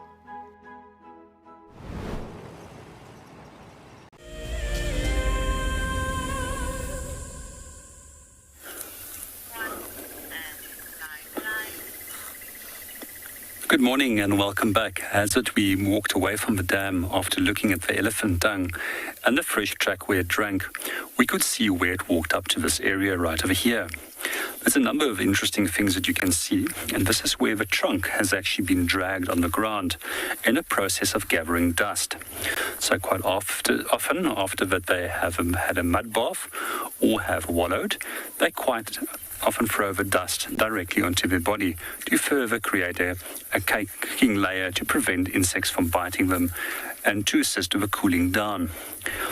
This has definitely happened yesterday, as we can see over here, the tracks of a nocturnal bird, which is known as a water thickney, that has walked over the trunk. And then we also notice that there's a dove that walked over here, which is a day active species. And we also find a hyena track that has walked over where the elephants have dust bathed. But in the meanwhile, I'm just going to pan you back towards the dam, as I've noticed that there's some antelope as well as a giraffe coming in to come and drink. Once again, the giraffe is incredibly cautious about coming to the water because it knows how vulnerable it is when it comes to drink. Because when your head is down and you can't see what's going on around you, the chances of being caught off guard by a lion is fairly big. As we mentioned earlier in our little story about a segment about where lions did catch a giraffe, they're often very cautious of catching a giraffe. And one of the things that they do is quite often chase a giraffe into rocky areas where they can trip and slip very easily. There are other behavior that we find within the park, such as Kruger National Park. That's where they'll deliberately chase them onto tar roads, knowing that they can possibly lose their footing and slip on the tar road surface, which makes it way more safer to bring down a giraffe.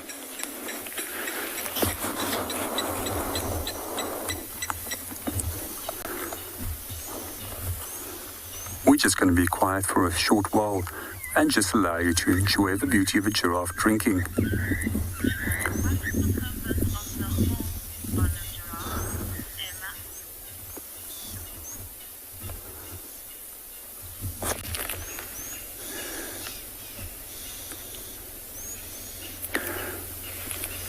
Good morning, Emma, and welcome to the show. And with regards to your question, what is the function of the horns? It is said that it's believed to be protect the skull when they do come up and potentially bump their heads against a branch.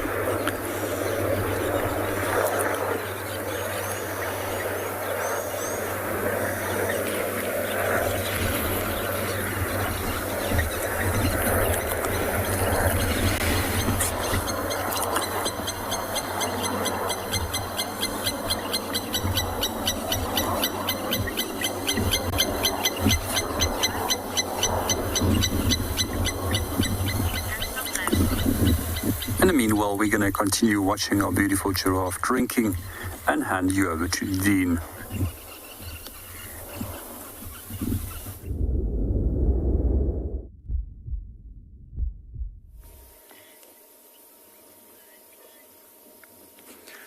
Welcome back everyone to and beyond Pinder Private Game Reserve.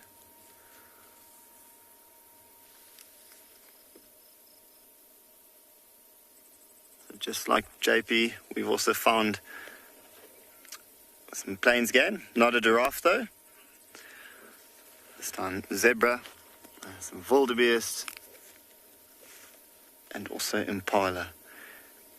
You can just hear a wildebeest calf. Sounds like it's calling its mom, giving that contact call. There's a beautiful impala ram there. Have a look at those horns. Massive.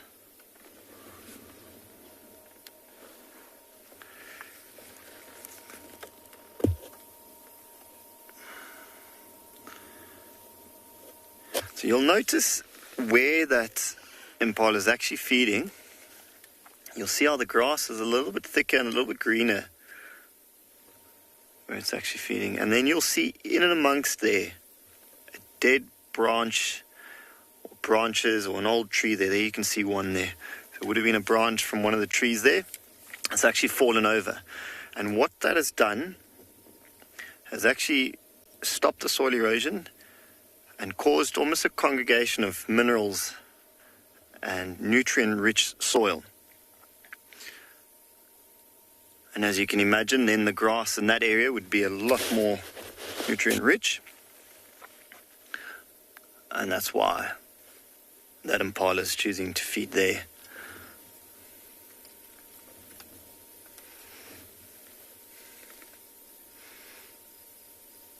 A couple more zebras to our right here.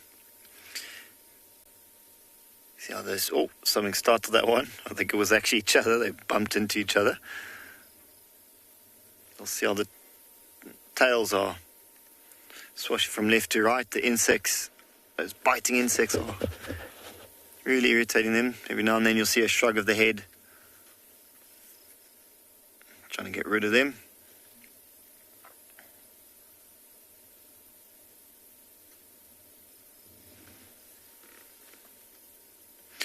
I always love how the pattern on zebras runs into that mane. And that intricate pattern down the front of the face there, it's almost hypnotizing in a way. See how the black and white run right up into the mane there.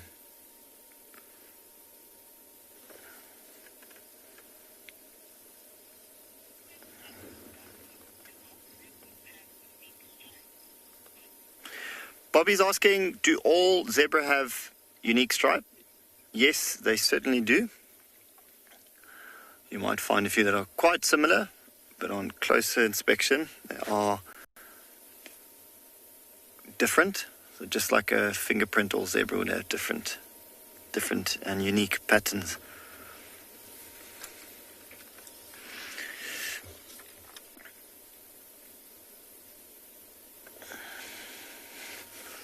A few more in front of us here.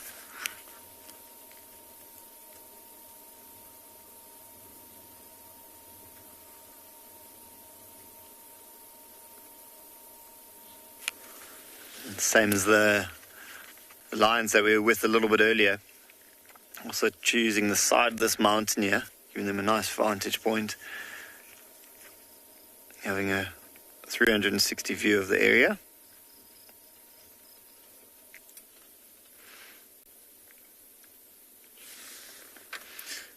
There's a lot of zebra there. You can see, well, one of the theories about the patterns, zebra patterns, is it's difficult for a predator to single out a zebra when they're standing together. And there's quite a good example of how it would work. A couple of them are a really young one standing in front of mom, rubbing up against mom there. You'll notice how there's a few brown patches there. That's the fluff. It's obviously still a very young zebra. It's got that fluff still. It'll start to lose that fluff. Right on top there also you can see a wildebeest. And to the left of them a few more wildebeest and also impala. So we were actually on our way to some buffalo. Some buffalo that are off to our right here. And as you can see, these zebra and wildebeest are literally standing on the road we're heading through, or heading on. I think we're going to try and squeeze past these zebra and wildebeest. In the meantime, you're going to head over to JP, who's at the watering hole.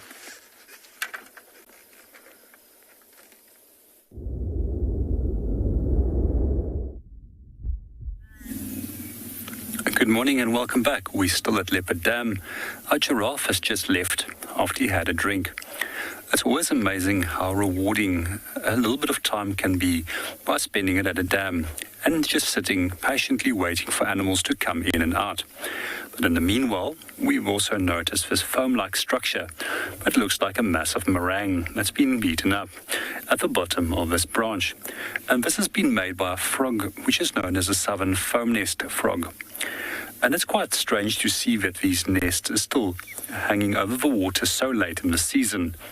Generally, we find that most of the frog species will breed fairly early when there's a sufficient amount of rain with the onset of the beginning of the rain seasons. And then from there on, they might have a second breeding attempt. It's quite fascinating. I've been watching these frogs in the past where a single female will then be sitting on a branch, and quite often she is attended to by a number of different males that all try and mate with her. As that she's mating and these males are fertilizing the eggs, she's churning up this massive jelly and eggs with her hind legs to create this foam-like structure. Some few weeks later, the tadpoles, which will develop inside there, will then drop towards the water. This is an amazing strategy that they've evolved to prevent that predators will feed on the eggs inside the water, and just gives the tadpole that little bit more of an advantage to survive into adulthood. This is also one of the frog species which we quite often find coming into lodges and in man-made structures, where they often will overwinter on a beam or inside your closet for the whole winter. And then when the summer comes, they will become active again, especially after that it starts raining. And as the rain approaches and the first rain approaches, you quite often hear their cheerful little song as if they're starting to call.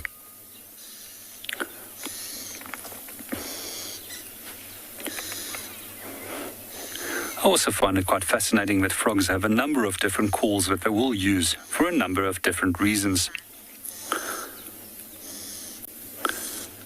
And one of these calls which they will produce is an advertisement call to attract females. And quite often we'll find that stronger calling males will be calling from a specific point, where weaker males will quite often sit close by up to them and wait for these males to come to the stronger calling males. They'll intercept them, mate them, and cheat the stronger calling males out of a potential date.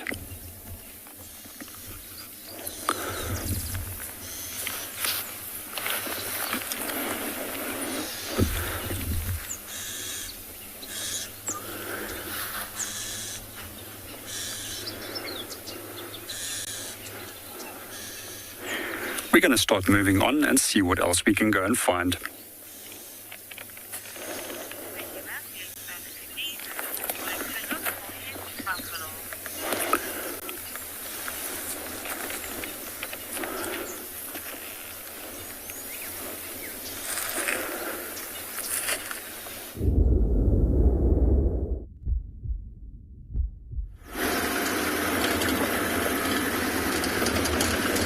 Welcome back everyone to and beyond Pinder, private game reserve. We've just now headed down from the top of that mountain and straight in front of us over there are the buffalo we've been looking for. Hoping There's going to be a road that's close enough to them for us to get a good view.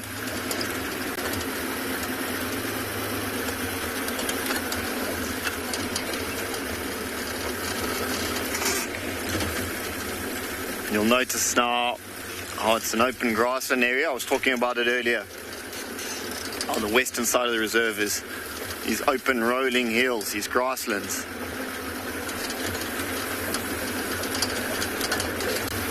And this is exactly what I was talking about.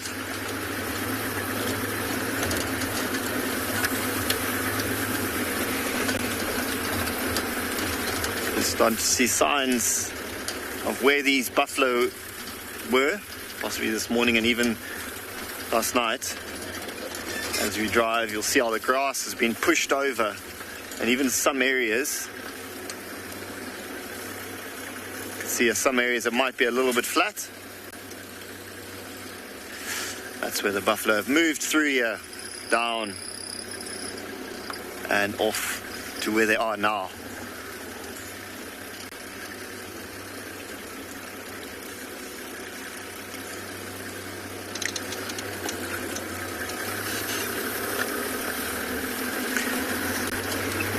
Kelly's asking, what is the largest herd of buffalo I've ever seen?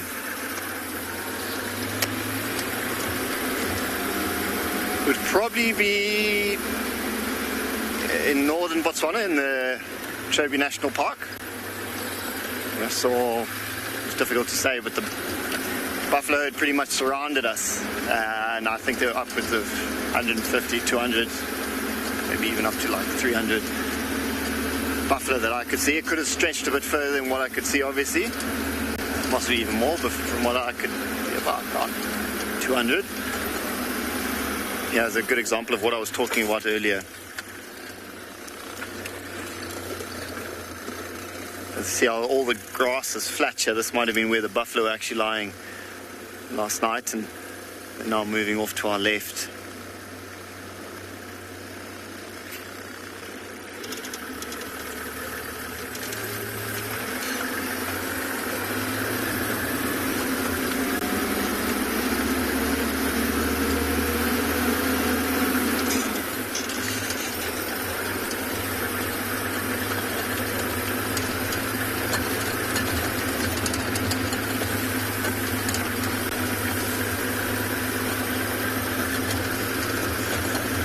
So those buffalo were off to our right of here.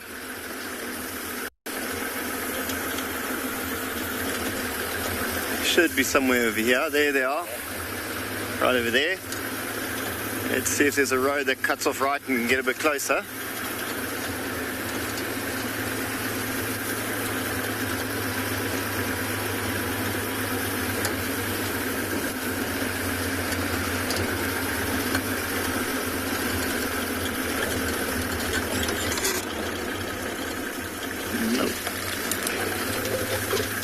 Let me see if we can get over here.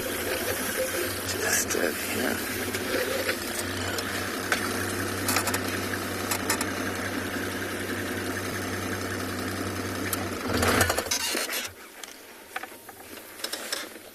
And there they are.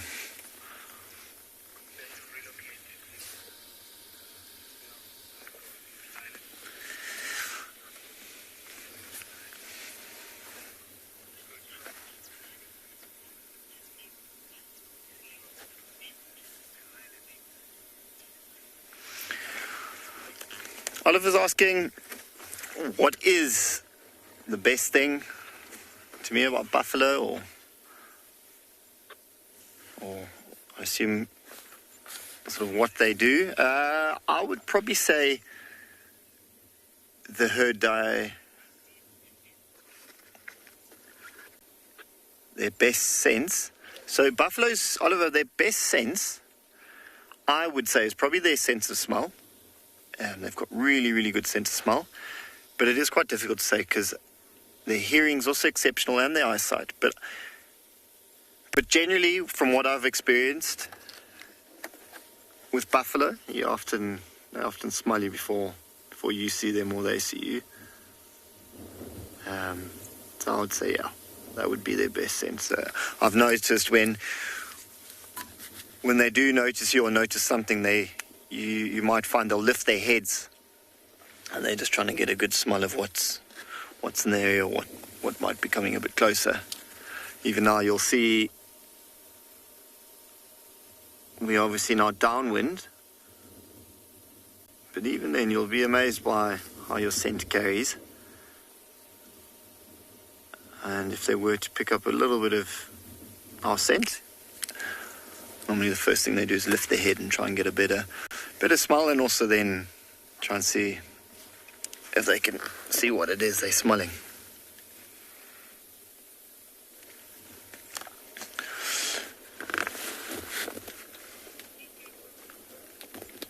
And amongst the herd, you'll see a couple females. They've got those horns, both male and female have got those horns on the top of their heads, called bosses. But with the males, like the one that we are now, you'll notice how thick and wide that boss is. They've got a lot bigger boss than the females. That's a quick way to tell.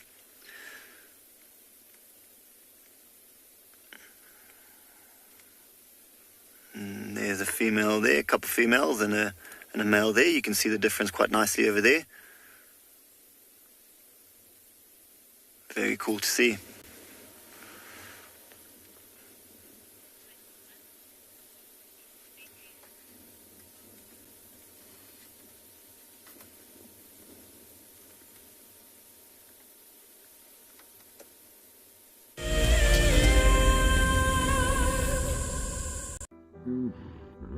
Nestled on the banks of one of the largest lakes in the Sabi Sands lies an award-winning game lodge called Chitwa Chitwa. Many of you will have been on safari here virtually with Wild Earth, but now we are offering you the chance to see it for yourself in person. Sign up to be a Wild Earth explorer before the end of April, and you and a friend could win 3 nights to this luxury lodge. In addition to the unforgettable safaris, you can unwind on the deck, relax in the pool, and even savor the various bush dining experiences. Chitwa's holistic approach to hospitality, with specific emphasis on conservation, will leave you with the very best memories of the African wild. Wild Earth Explorers, it's in your nature. So in 1998, we had this idea to go and put a live web camera on a waterhole somewhere in the Sabi Sands next to the Kruger National Park. And I approached just about every single landowner, and everybody thought I was completely crazy until I met Yuri and Pippa Moorman. We thought it was definitely a fun idea and a worthwhile thing to experiment. And it immediately became a runaway success. And it gave people all around the world the opportunity to watch a little piece of Africa day and night. Back in 1998, it was the very early stages of the internet. And all we were able to do was to get a 30-second refreshing JPEG out of that camera. But over time, what we began to do is focus more and more on trying to develop this concept of giving people the opportunity to go on safari. Even though we live just 500 meters up this hill, we still put the camera on to see what's happening. Absolutely, we watch it ourselves. My name is Taylor McCurdy and I work for Eco Training. I love hearing from all of the viewers. However, I particularly enjoy those of you who have been watching for a few years. Your questions are just so advanced and they really get me thinking. If you'd like to ask a question on Wild Earth, you need to register on our website. Once you've done that, head to the live safari page and submit your questions below the live.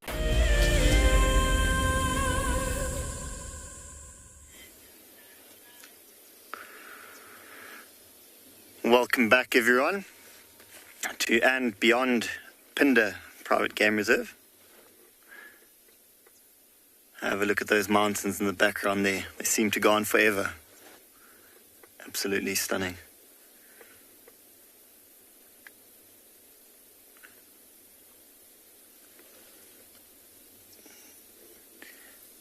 There's more and more of these rolling hills and open grasslands.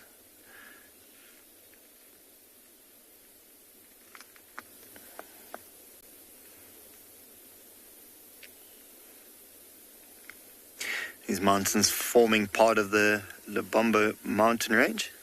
Really, really cool area. It's quite deceiving actually. As you look over the grasslands, you would think that grass is quite short. But as we join up with these buffalo now, you'll notice it comes up to their shoulder height. So at least 1.5 meters high the grass is.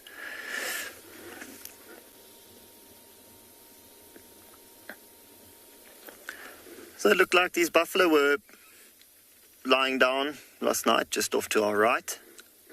And they've woken up earlier this morning and moved off and carried on feeding as they've moved across here. I'm sure at some point they will be going for a drink in one of the drainage lines.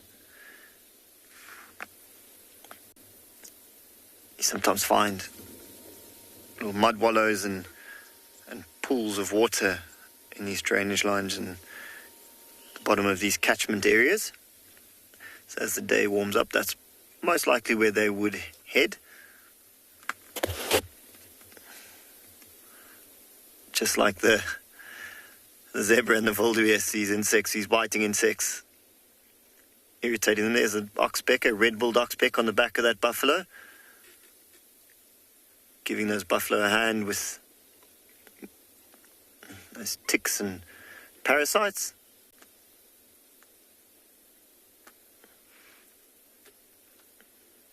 You'll notice how there's a couple of cows there and the younger one's in the middle.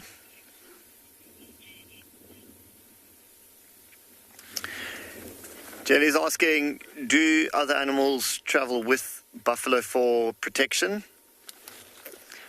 I think in the same way zebra and giraffe and impala will stick together, you might find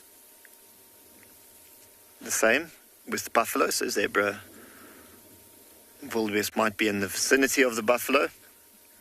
The more eyes, the better. So in that sense, I suppose they do stick closer to each other, but it's a bit of a mutual relationship. They all keep an eye out for each other. Buffalo are quite fortunate in the sense that they do move around in large herds. So they've already got a fair amount of eyes to look out for each other.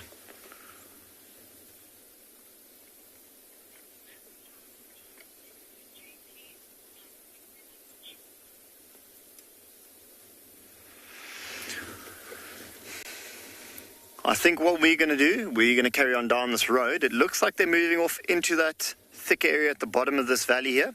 I'm hoping they're going to find some water, and we can join up with them at the bottom. In the meantime, you're over to join JP on his bushwalk.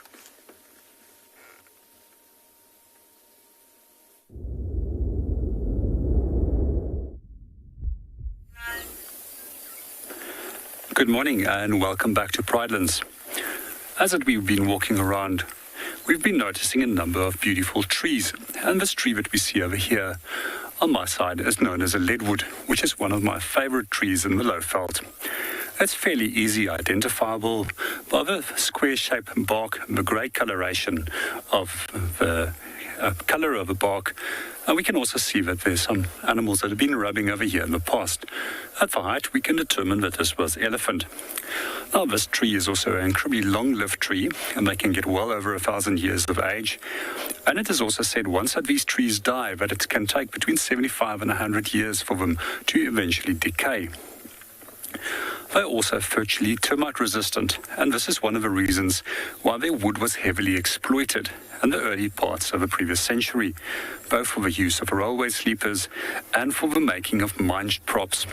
These days, they are a protected species, and it's quite hard to come by a piece of this wood. And a lot of furniture companies specifically would like to make use of it, as it makes some of the most beautiful furniture. And it lasts incredibly long. One of the downfalls of it being weighing at 1,000 kilograms per cubic square meter, it makes it quite cumbersome and difficult to work with, and it also is often blunts for implements that they use. Some of the fascinating things that I do find about this tree is that the ash of a tree can often be used as an alternative to toothpaste. And what you can do is once you collect the ash, you simply put your finger in the ash and then rub it onto your teeth to clean them. We also see that when the tree is quite often damaged, that it will exude a sap, which is a resin that is there to protect the tree against insect infestation and bacterial infections. That specific sap or resin is then also often collected by sand hunters, which uses it as a form of energy in terms of food in areas where there's a limited number of things to eat.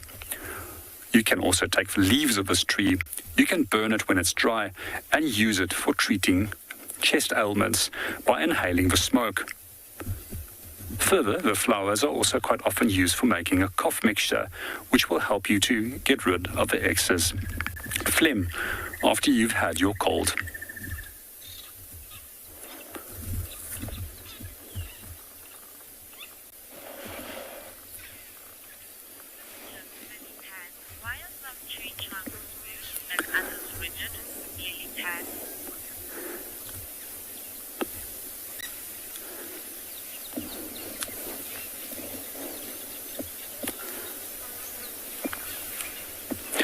We're going to move on and go and see what else we can find.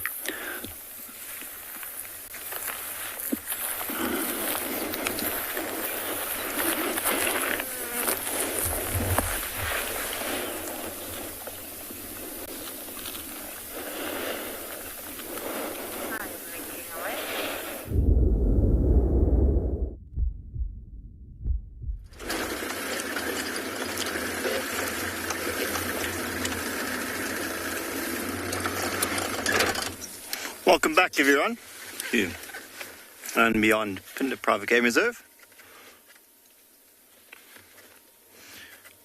We've managed to get a bit closer to these buffalo. They've slowly now moved across this open area. And like I mentioned earlier, I think they're going to go down for a drink in the bottom of that valley there, or that drainage line.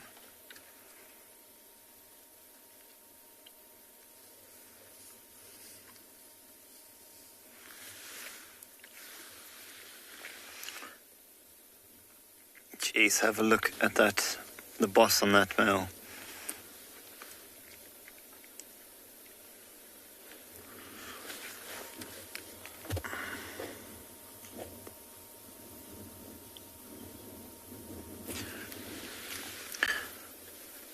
See all the bugs in that are irritating it, flicking its ear on.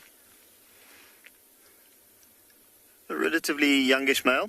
You'll notice the older males will actually have a lot more nicks and dents in that boss, and it'll be quite badly pitted away.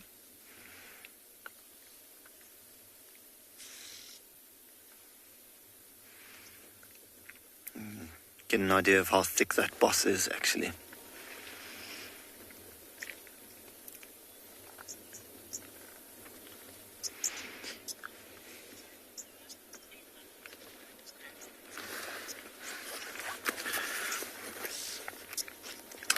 Lily Pants asked a really good question there. She's asking, what is the lifespan of buffaloes?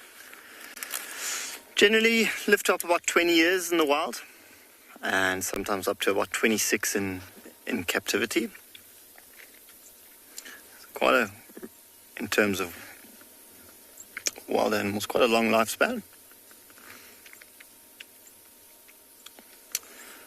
The older bulls will start to move out of the herds at about between 12 and maybe 14. They'll start to move out of the herds and become a lot more solitary. You might have heard the term Dugger boys. That's referring to those older bulls that have been kicked out of the the herd or are no longer able to keep up with them and they go on their own. There's one of the cows there, so you can see now how that boss is a lot smaller than the males. You can also see, have a look on the side of the body there, you'll see those pieces of dark material, and along the neck there's some ticks there, but those dark pieces there are dried up mud, or is dried up mud rather, and that could have been from yesterday, or even, you know, on a hot day like today, could have been earlier this morning. A couple of big bulls walking past in front of us now.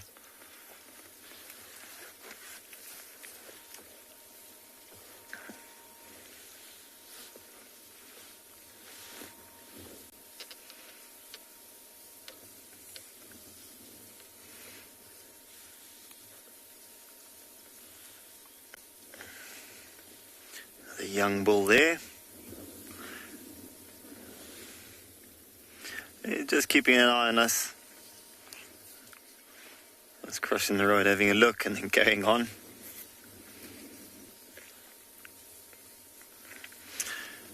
You might get a glimpse of some of the younger calves as they move across here.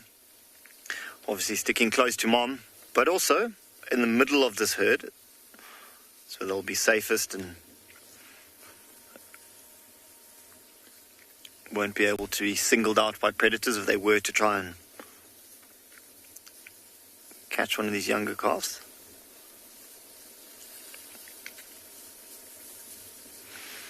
Starting to pick up the pace a little bit, these buffalo.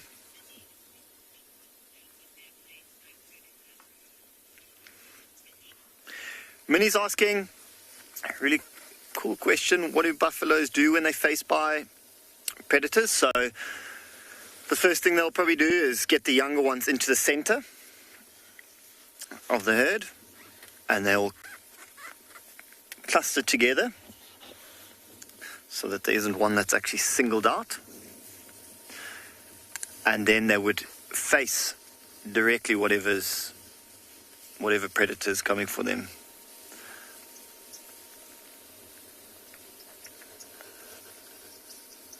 They generally stand their ground if something like a lion was to come for them. And even I've seen it before where they would actually chase the lions off.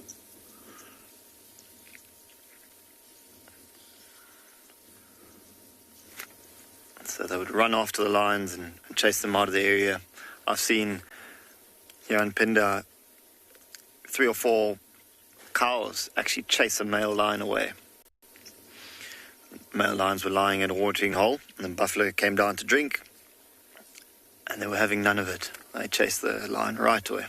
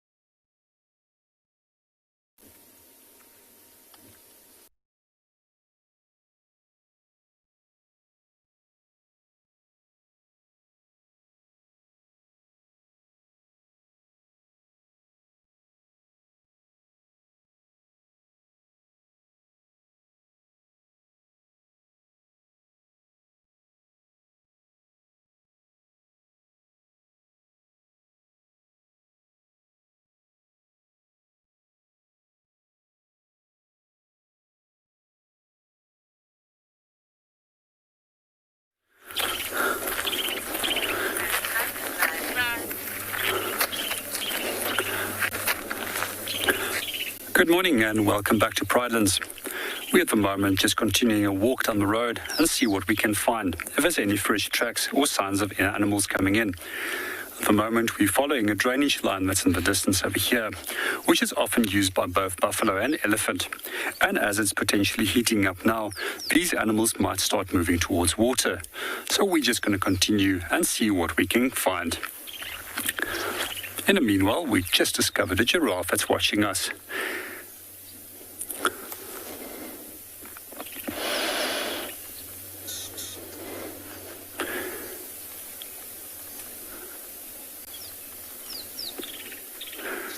We're just going to sit and watch him at the moment. Let's see what he gets up to.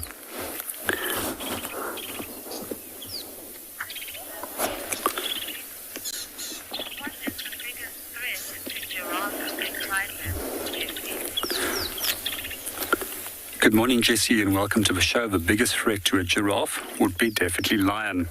However, they stand their ground quite well against them. Although in recent years I've also learnt that quite often that young giraffe can be taken by leopard. And there was a specific individual in one of the reserves which was known to take young giraffe as well as young buffalo, which is quite a phenomenal feat for a leopard to take such a large animal. Generally they tend to focus on medium-sized prey animals.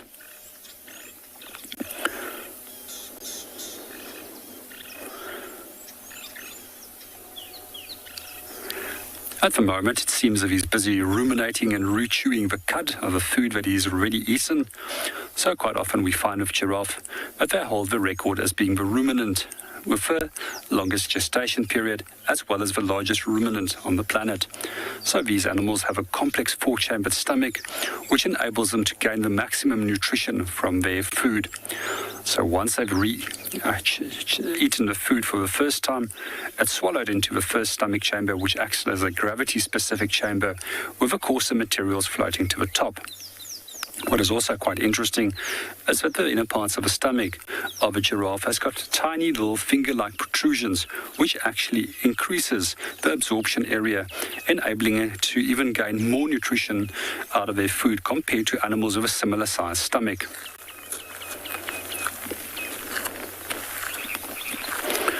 We also notice that the males quite often will just feed and move on, compared to the females, which are a little bit more picky about what they eat. This is generally because they look for higher quality foods, which might boost them to get into estrus.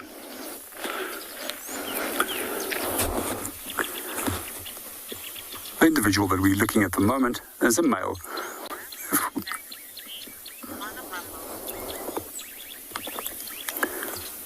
In the meanwhile, we're going to hand you over to Dean, who's currently bumbling around in Pinder.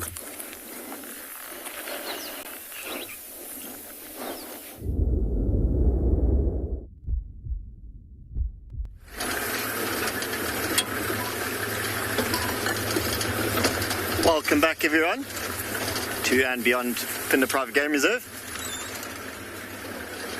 We're busy making our way around to the other side of that drainage line where it looked like the buffalo were heading. Just trying to navigate a path into that drainage line. It's just extremely thick over here. And I'm not sure if there's actually going to be a road into there.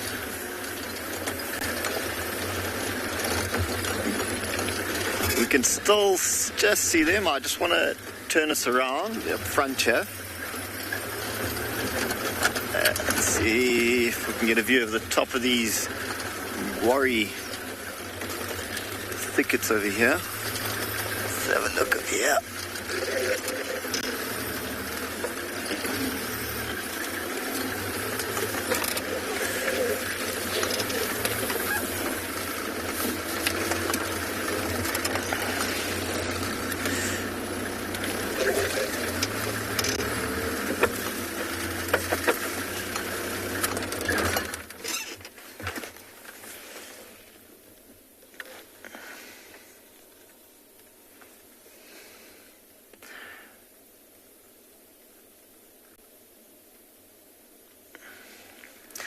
There they are, just feeding, moving through that grass. We are now on the far side of that area, that drainage line.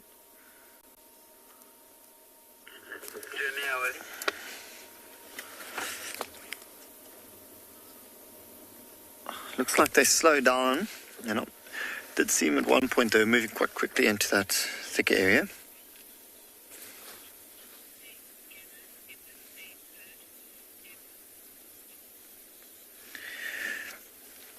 Bo, you're asking, do buffalo stay in the same herd forever? They do, indeed. At least the females do for their whole lives. Where I was talking earlier about the males, the older males will, at around 12, 13, when they get really old and are no longer able to keep up with the herds, they'll move out and be quite solitary. I'm not sure if you've heard of the term Duggar boys. Well, that's referring to those older buffalo bulls. But the females will stick with the herds for their whole lives.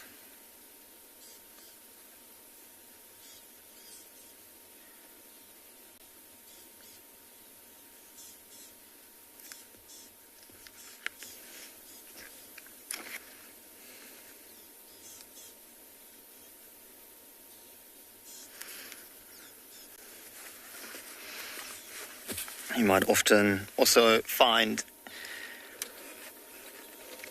bachelor herds of buffaloes where you'd have just males. You sometimes see it, especially this time of year with impalas going into that breeding season, their rutting season, where you would just find a small herd of males. Sometimes buffalo do the same, forming those bachelor herds.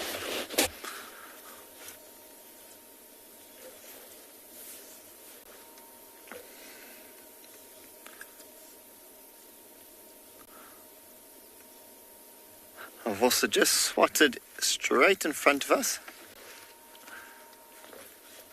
a couple giraffes. So just like JP, we've also found some giraffes. There's actually a couple buffaloes below them.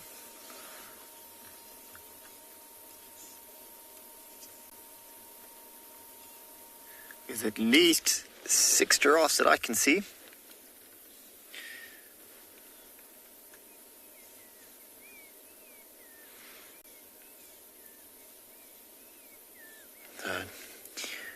Journey of giraffes is the collective term for them as they're moving, and a tower if they are standing still.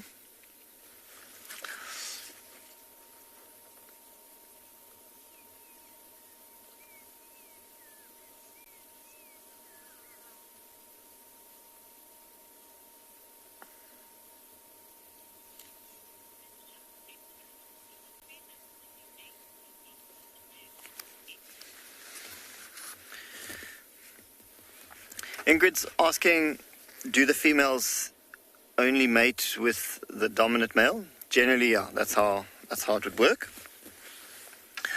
And the males would then compete to see who's the more dominant one.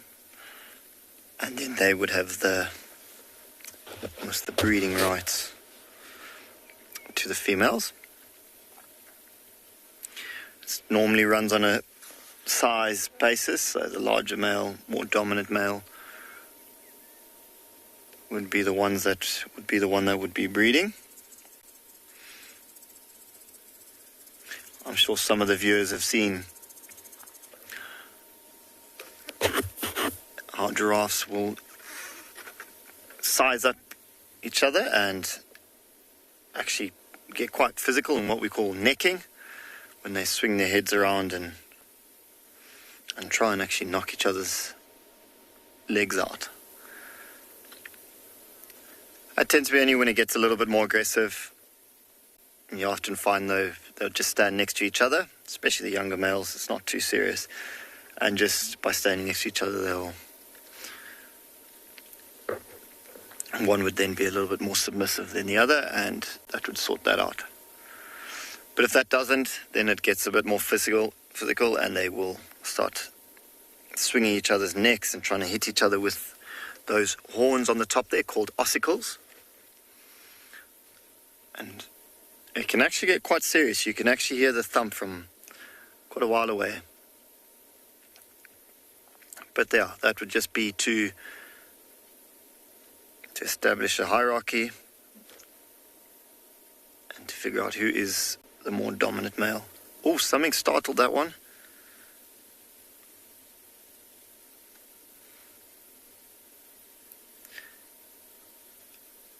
I don't think it's something of too much interest. I know there was some buffalo moving through that area also.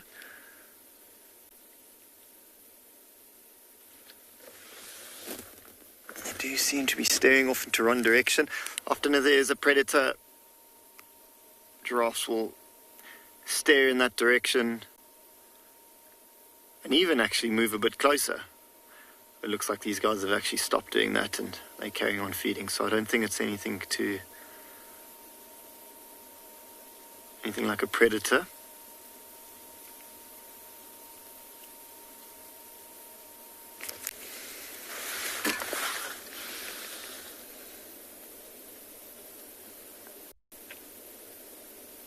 You'll notice how these giraffe are feeding right at the top of the trees. The leaves right at the top being the most nutrient rich and the freshest of the leaves, so that's what they're going for.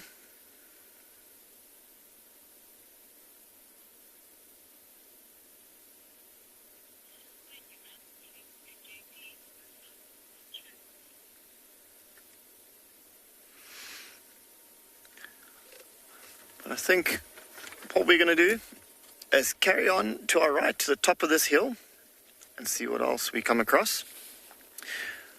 For now, you're going to head over to JP, who's managed to find some more tracks.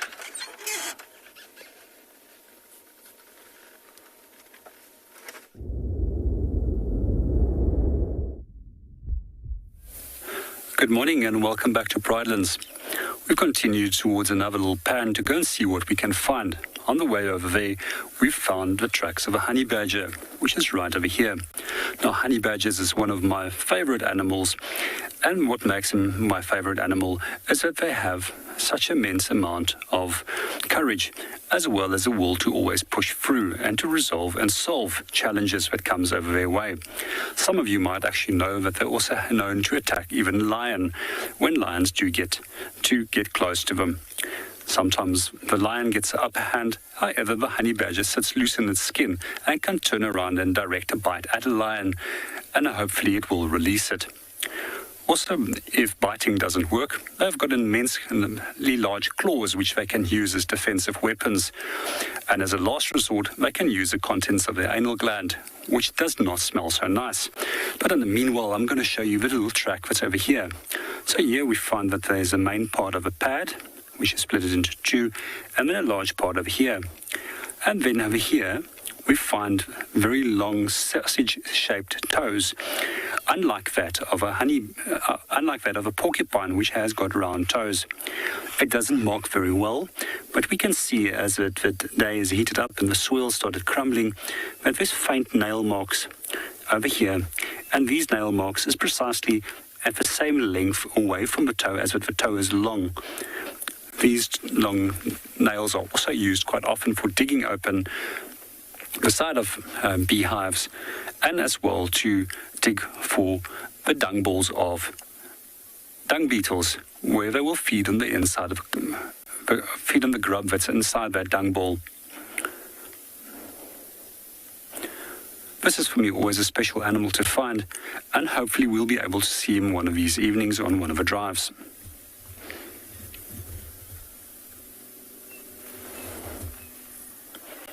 We're going to continue down towards our little pan and go and see what we can find. What is the prey of a honey badger, Zachariah?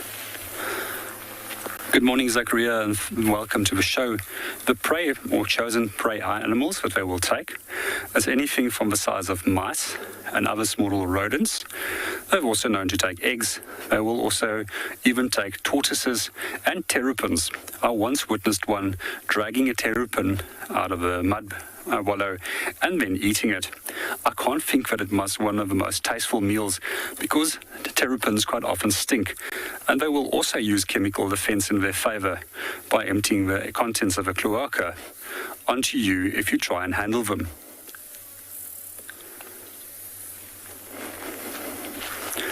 We're going to continue down this little footpath over here and go and see what is at the pan.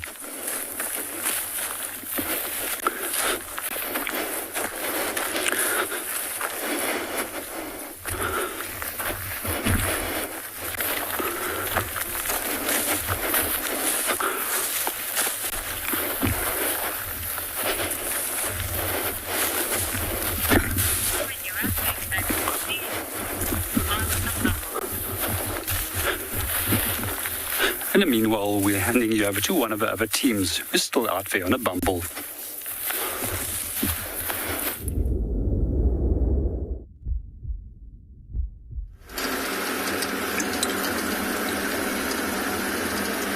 Welcome back, everyone, to and beyond Pinder Private Game Reserve. We have just left that herd of buffalo and tower of giraffe. They're all standing still, so a tower and not a journey. We're just driving along this road here. It's quite a good area for both black and white rhino. With the grass being quite long, it does make it a little bit tricky. Sometimes all you'll get is a flick of an ear when you're trying to look for rhino in this area.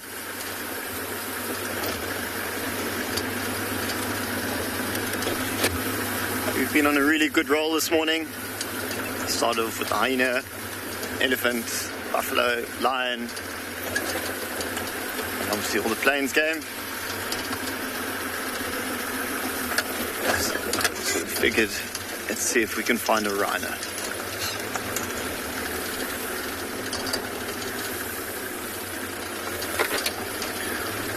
We are now coming up to the very southern end of the reserve.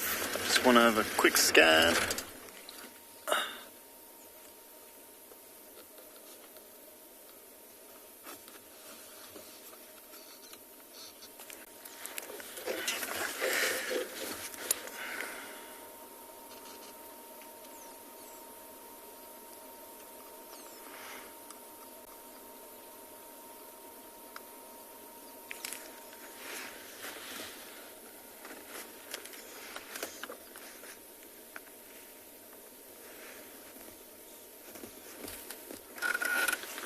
Just driving along this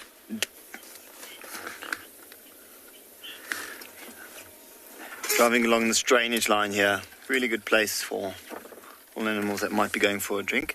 Yvette, you're saying what a beautiful scene, and you're 100% right. It is. It really is. Quite different from where we were this morning. It is stunning. It always amazes me how, with the different habitat and areas you go to, the different animals you find, different birds, and different plains game. It's quite interesting. We get the helmeted guinea fowl quite a lot on this side of the mountain, and we're on the other side, closer to the lodge. You get the crested guinea fowl a lot more. It's amazing how just a couple kilometers you can get such a difference.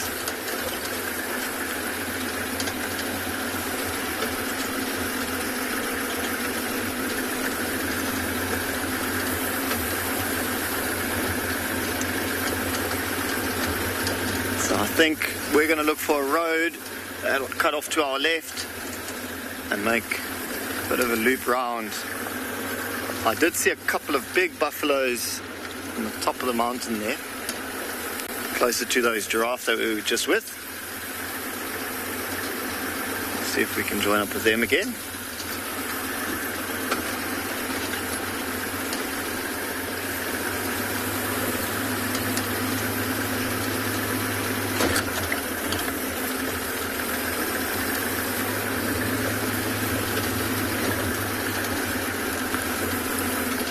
As you can see, it's almost as if we're driving on top of the there's a black widow, golden orb spider. There's another one here. We've actually come across a couple of their webs here. We just managed to save this web.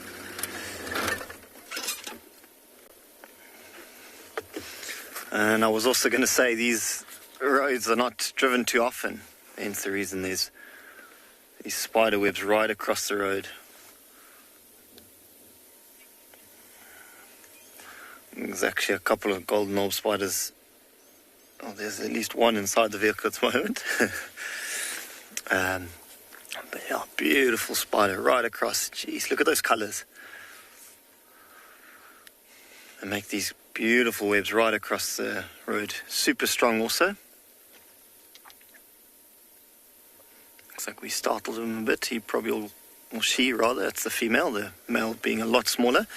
Probably head back to the centre of the web again. It looked like it had a moth or something in the middle there. I think we're going to try and navigate a way around this web so we don't break it.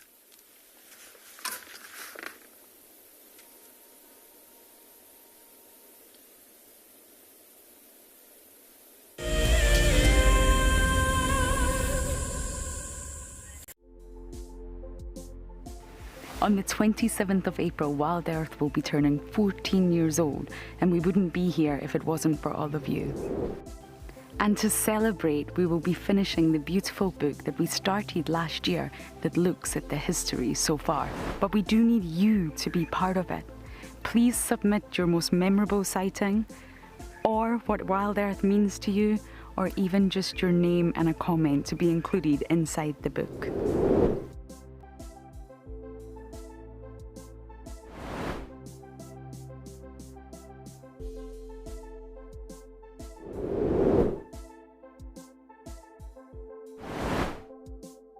Head over to the website to add your name and reserve your copy. And a big thank you to all of you who have contributed to the book so far. Staying one step ahead is the key to survival out in the African wild. And now you can stay in front of the pack with a Wild Earth weekly newsletter. Sign up to be a Wild Earth explorer and you will get exclusive behind-the-scenes stories about your favorite guides and camera operators. Information about our upcoming plans and projects will be delivered to your inbox every week before anyone else. And you can hone your guiding skills by taking part in our Identify Me nature quizzes. Wild Earth Explorers, it's in your nature. My name is Taylor McCurdy and I work for Eco Training. I love hearing from all of the viewers. However, I particularly enjoy those of you who have been watching for a few years. Your questions are just so advanced and they really get me thinking. If you'd like to ask a question on Wild Earth, you need to register on our website. Once you've done that, head to the live safari page and submit your questions below the live feed. What are you looking at, man? That's its gangster face.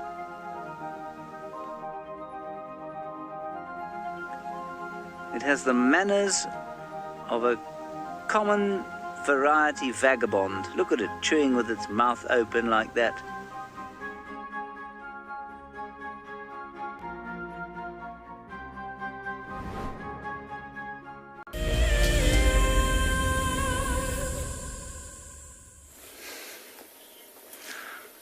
Welcome back everyone to and beyond Pinder Private Game Reserve. We are still with these golden orb or banded-legged golden orb web spiders. This is actually a different one to one we had earlier. The one we had earlier that was straight in front of us is actually dropped below the bonnet or the bull bar of the vehicle, and there's another one, a smaller one to our right. Odie and I were trying to figure out a way how to get around here, and then we noticed there was another one just over here. This one being a little bit smaller. So quite appropriately named banded-legged. You can see those stripes on the legs.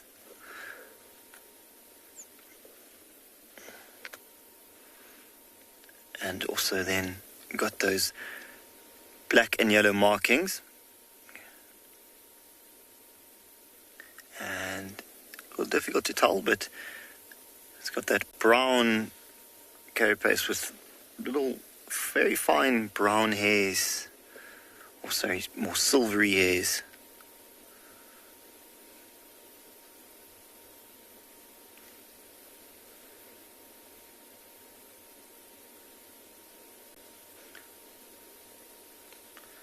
So quite similar to the black-legged golden orb spider and the red-legged. All three obviously named and based on their leg color. But as you can see, we're pretty much surrounded here. We've got the one in the front here and another one here. We're just going to have to try and figure out a way to get around these two spiders. We might actually end up going around there. There, the other one that we were talking about earlier has actually just come up.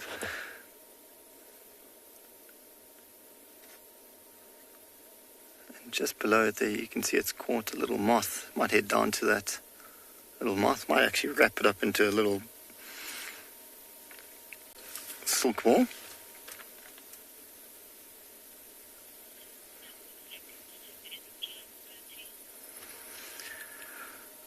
But for now, thank you very much, all the viewers that joined us this morning. It's been quite an action-packed morning. And we look forward to seeing you this afternoon for your live safari in the bush.